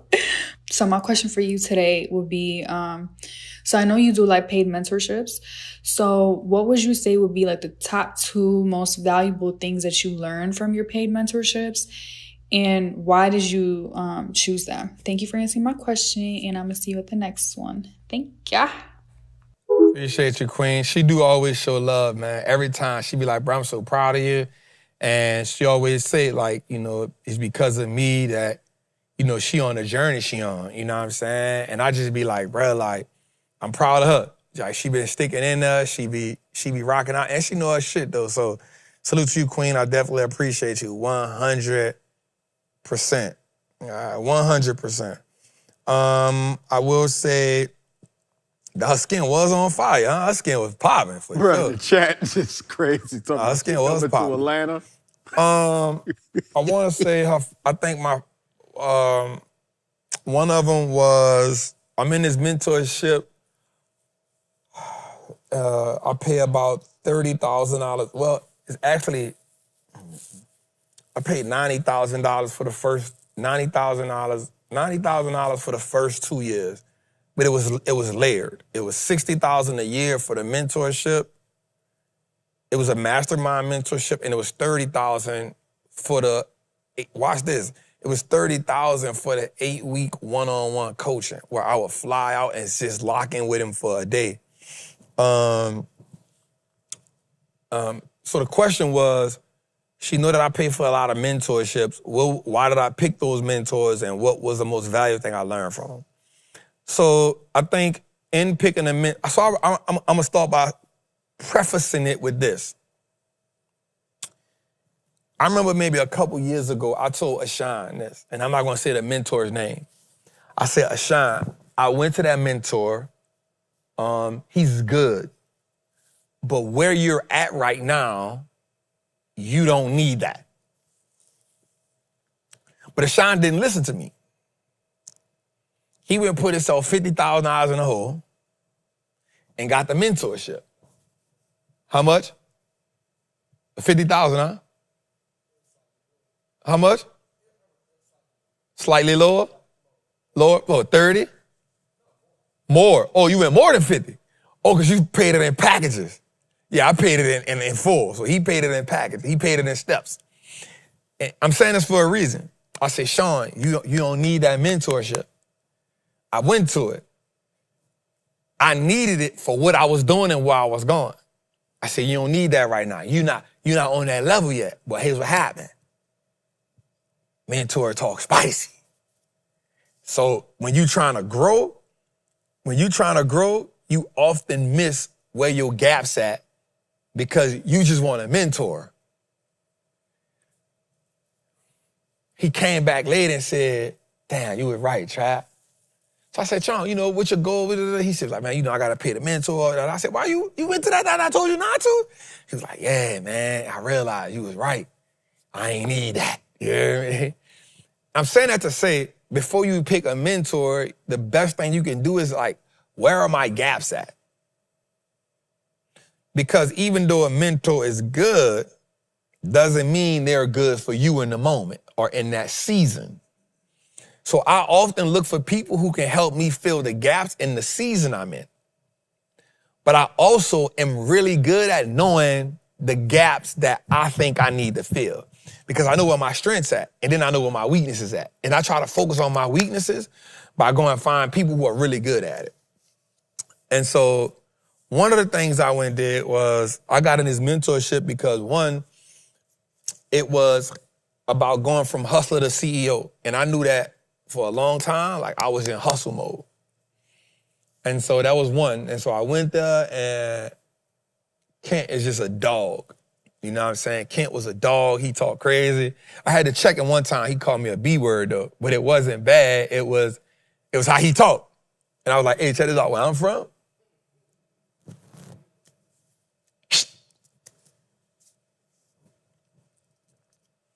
He's like, huh? I said, hey, I ain't them. That gonna trigger something in me. And I know you don't mean no harm about it, but we not gonna do that.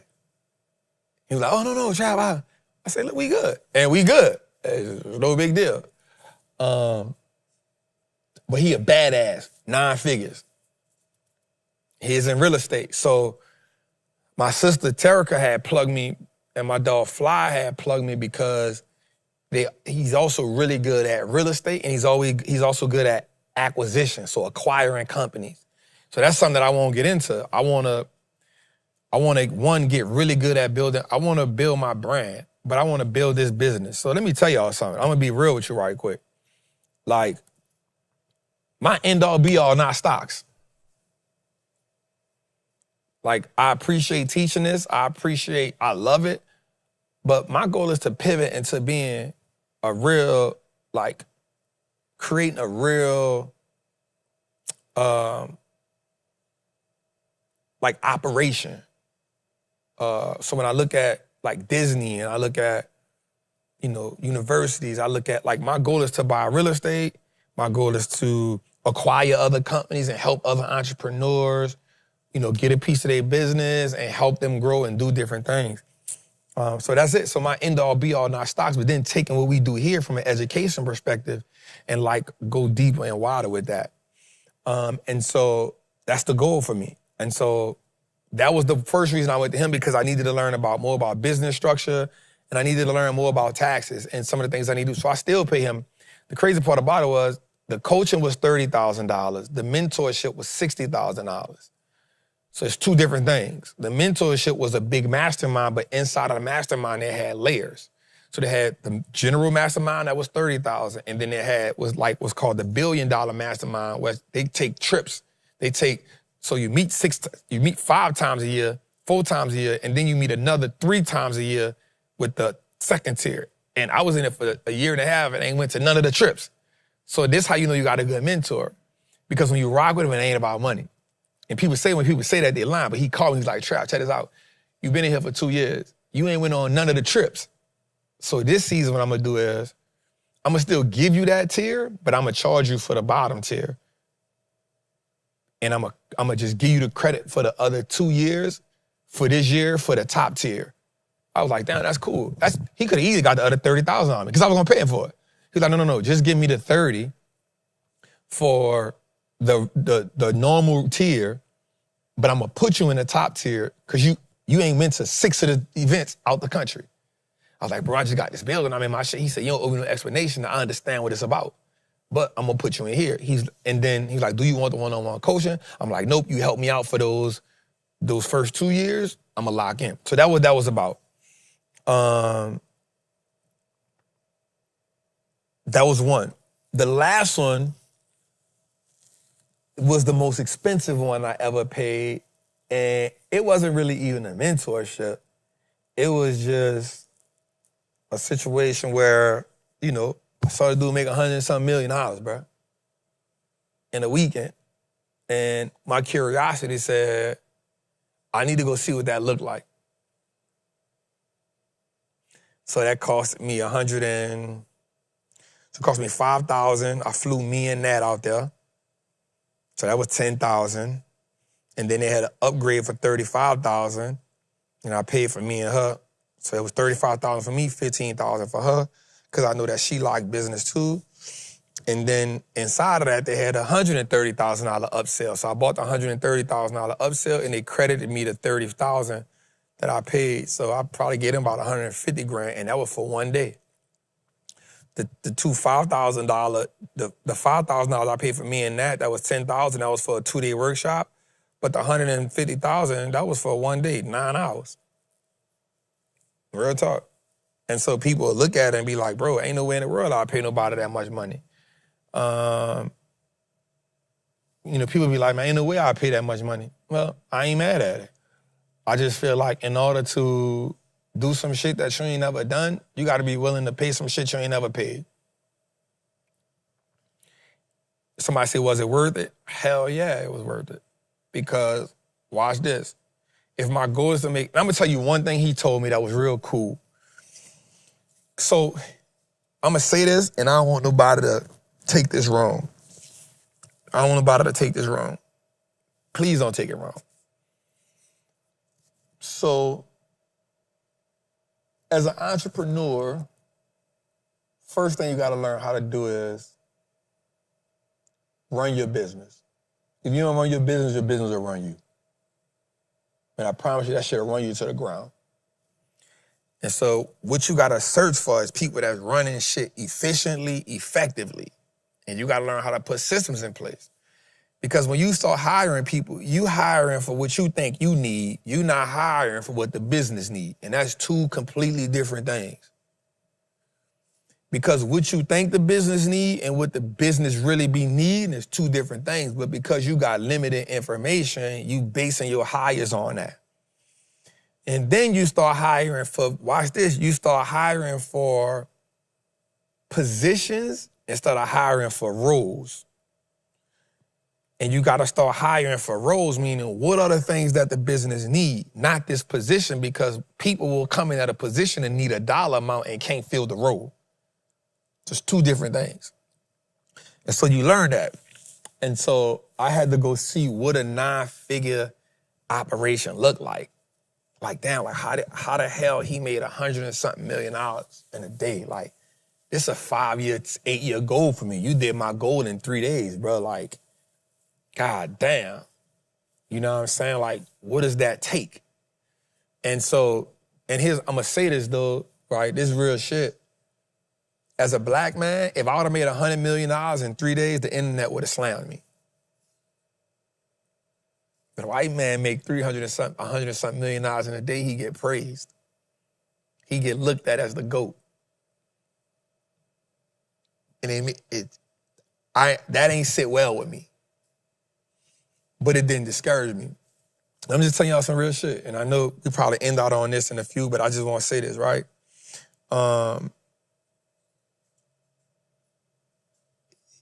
He told me something that was real cool, man. He said, Trap, what's your goal? I said, man, my goal 100 million.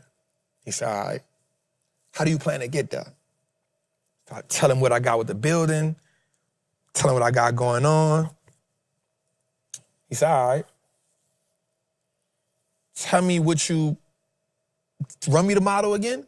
So I run the model to him. He's like, that shit not gonna make you 100 million. Just like that. I said, what? He said, that shit not gonna make you 100 million. Take it how you want it. You paid me to be truthful with you. You ain't paid me to lie to you. That's not gonna make you 100 million. That's gonna make you some money. You're gonna impact people. But that's not gonna make you 100 million. He said, let me tell you why. It's too much work. You're gonna rent out podcast rooms, you're gonna do that. He said, that's too much work. He said, how many podcast rooms do you gotta rent out to make $100 million? I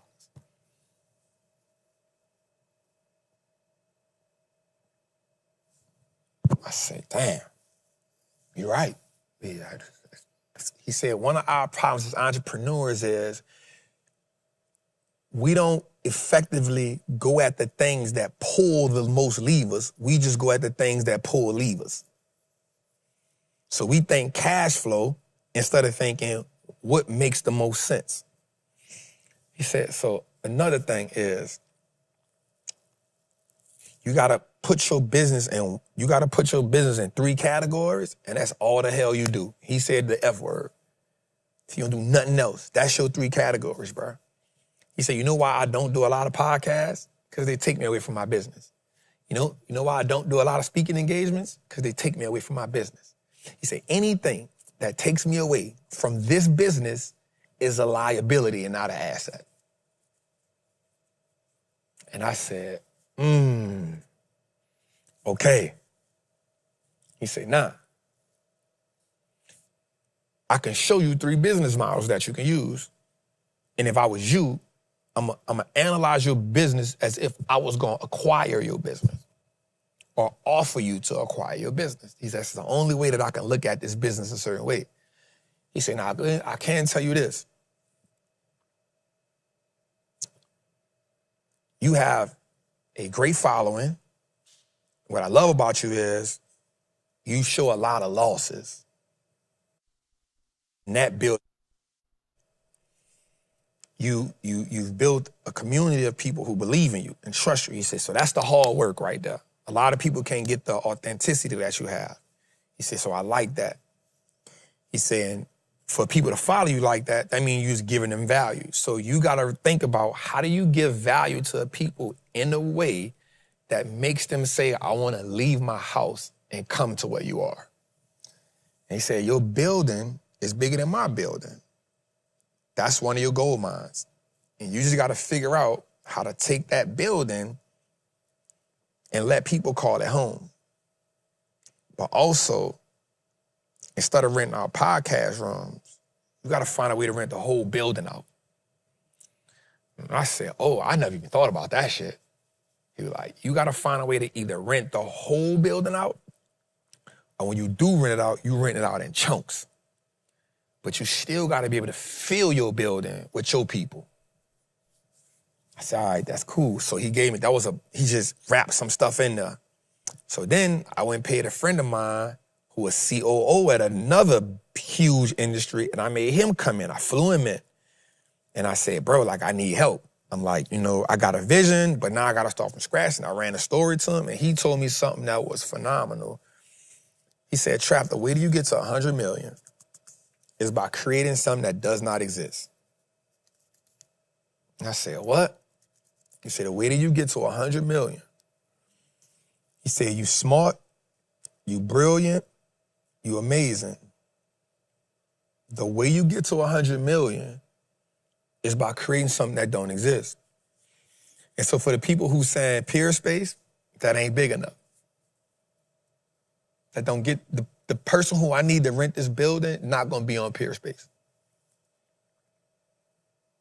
They ain't gonna have the capital to rent what I need to rent it for. He was like, Trap, and you know, he said, bro, you done put $4 million into that building. So my guy told me, he said, you gotta create something that don't exist. So to answer the question, Queen, like I learned something from them. They filled a gap. More than anything, they made me think outside of the way that I was normally thinking. And that's what you pay for. The reason why people have a problem, and I don't have a problem with it, I'll do it again.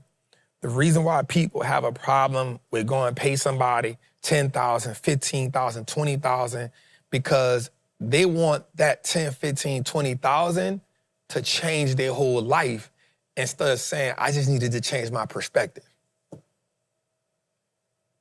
I didn't pay him $130,000 to change my whole life. I wouldn't put that type of pressure on him. I felt the value in seeing somebody do something. I had a 5-year goal, 8-year goal. He did it in 3 days. Is that man not worth me paying it so he can give me some type of perspective? Because evidently, he said something to me that I would never forget too. He said the biggest problem that most people have is let me make sure I say it right.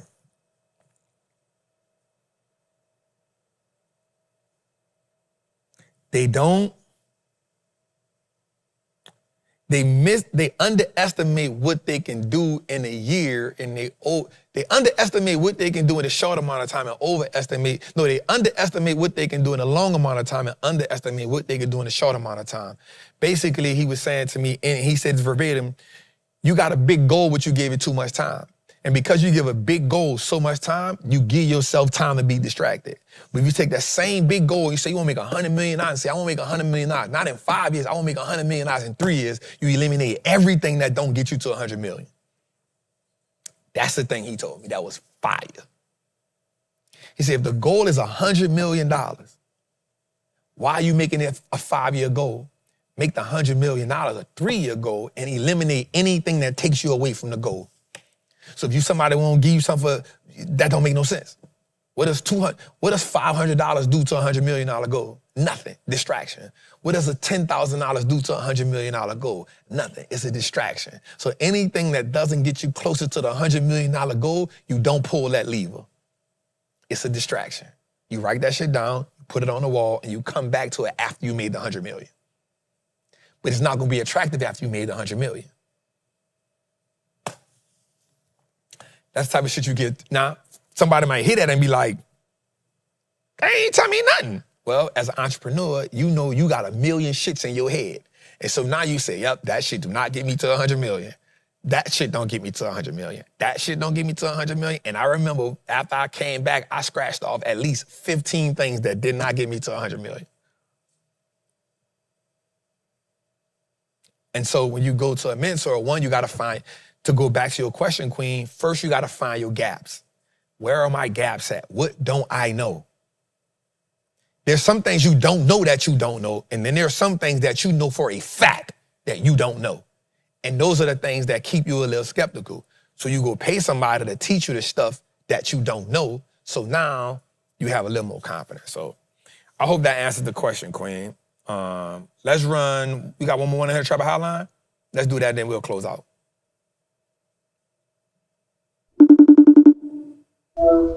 Hey, what it do, Trap? It's your boy Malik. Salute to all the trappers. Thank you, Jose, for taking my question.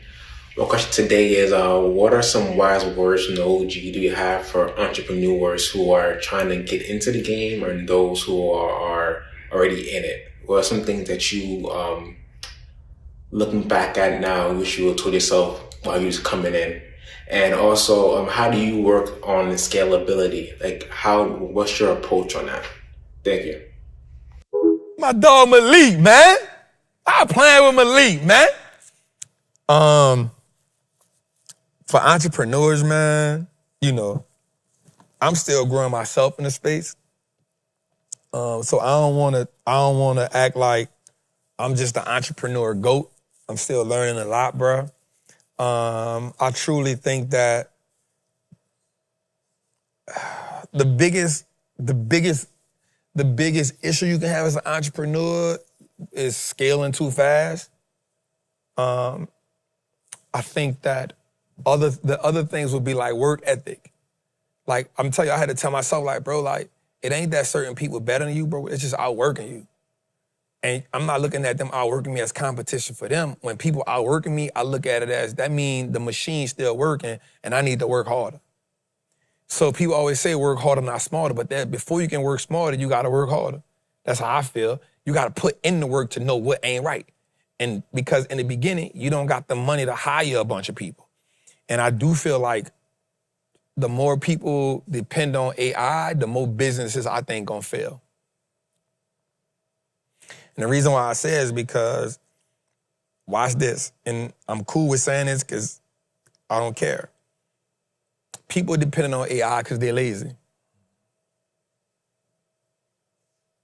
I'm not saying AI don't work, but a lot of people are gonna depend on AI because they're lazy and they don't want to do the work. And then you're gonna try to replace that with AI. When you gotta do the work. You gotta do the work. And because people don't want to do the work, they're gonna depend on AI, and they're gonna get outworked. AI is supposed to be a portion of your business where it helps you. Don't get me wrong. You see businesses selling, this business got 2 people and all AI agents, there's gonna be anomalies like that. But go to work. I can promise you, they was up to 3, 4 o'clock in the morning on a lot of nights. You won't sleep, you won't party, you won't chase women, you won't drink, you won't smoke, you won't scroll, you gotta spend time with your family, you're gonna never get the goal. There's a point on your entrepreneur journey, and I'm gonna say this, and I'm gonna shut up after this. There's a point of your journey where you gotta say F everybody but your kids. Because everybody gotta be sacrificed. It's the only way it's gonna get done. It's the only way it's gonna get done.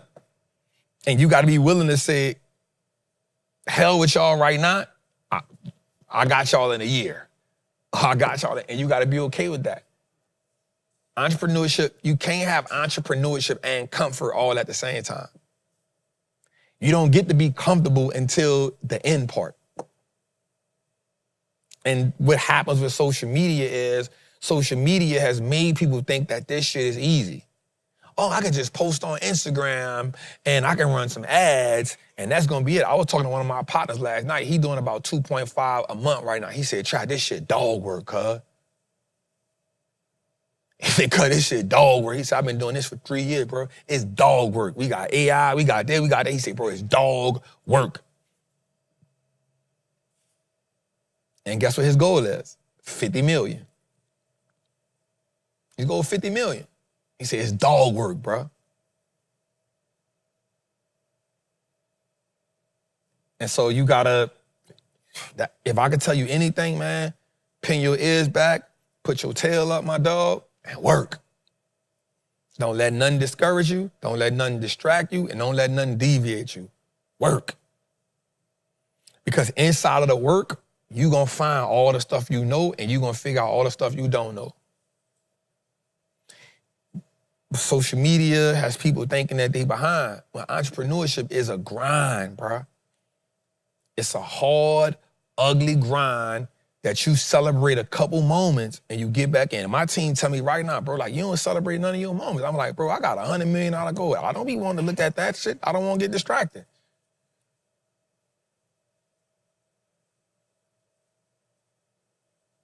People want to take trips. People want to be on jets. People want to do all that for the illusion. And them same people, you see broke in 5 years.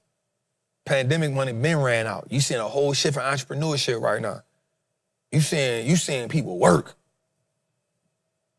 So don't get Don't get distracted by seeing what people doing because you don't know what that look like.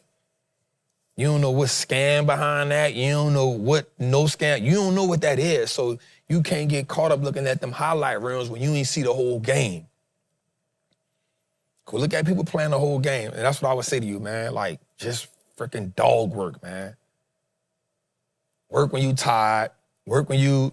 I do all kind of shit right now. They come in here, the lady be stretching me out. You know why I do that shit? Because that shit be relieving the stress. I go to the chiropractor. Why that shit be relieving the stress? I'm up 2, 3 o'clock in the morning. We got a YouTube video about to drop. Steve dropped a YouTube video? We got a YouTube video about to drop. I came here and shot the goddamn YouTube video. I'm posting 1 IG reel a day of myself doing, like, you got dog work. Dog work. And you do the dog work no matter what the result is. You just keep working because you got to get accustomed to the work, not the result. You got to get accustomed to the work, not the result. It's dog work. You got to have hard conversations. It's dog work. You got to sacrifice. It's dog work. You got to go without. It's dog work. You're going to miss some shit. It's dog work.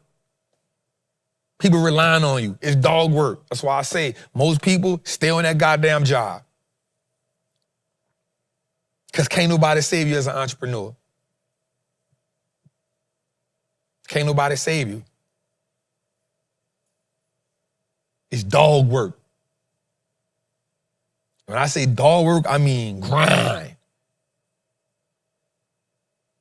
Grind. Negotiating. Reading. Cold baths. Hot baths. Showers. Travel. Grind. And I'm going to tell you, content is one of the hardest grinds out right now. People think it's just picking your phone up. That shit is not that easy. It's dog work. So that's what I got for y'all, man. We had a great episode tonight. I love y'all. We just dropped the YouTube, man. Y'all go check that out on the Wall Street Trapper page. Go check that out. We just dropped a dope YouTube, man. So go check that out. Get your tickets, man, to the 200 on 200, the 200 episode. It's in June. Check that out. Get your merch. We got some larges. George found some. Gray larges and some large hoodies. It was ducked off in the cut. We went pull some stuff and move some stuff. So we're gonna have to put that on a thing, man. Make sure y'all come join the Patreon. We locked in over there. We getting money right now. We really locking in. That's why I'm really focusing on making sure they take profits, because when this thing pull back, we wanna make sure we got a whole bunch of bread. But no, we got a thing in the morning, huh? Man, dang. All right. If you're in the Patreon, man, make sure you leave me that testimonial, man, because that's gonna help somebody, man. That's gonna help somebody. I would appreciate that if that helps somebody. I'm asking you, as somebody that give game, I'm asking y'all to leave that testimonial. I'm gonna put it in the Patreon. Other than that, man, I love y'all. I appreciate y'all. Y'all the reason why we do what we do. Thank y'all for allowing me to be authentic trap every day, all day. Thank y'all for always having my back. I see y'all. I appreciate y'all, and I definitely can't do this without y'all, man. It's your boy, the Wall Street Trapper, from myself and the whole squad. We love y'all. Wall Street looks like us now. Let's go.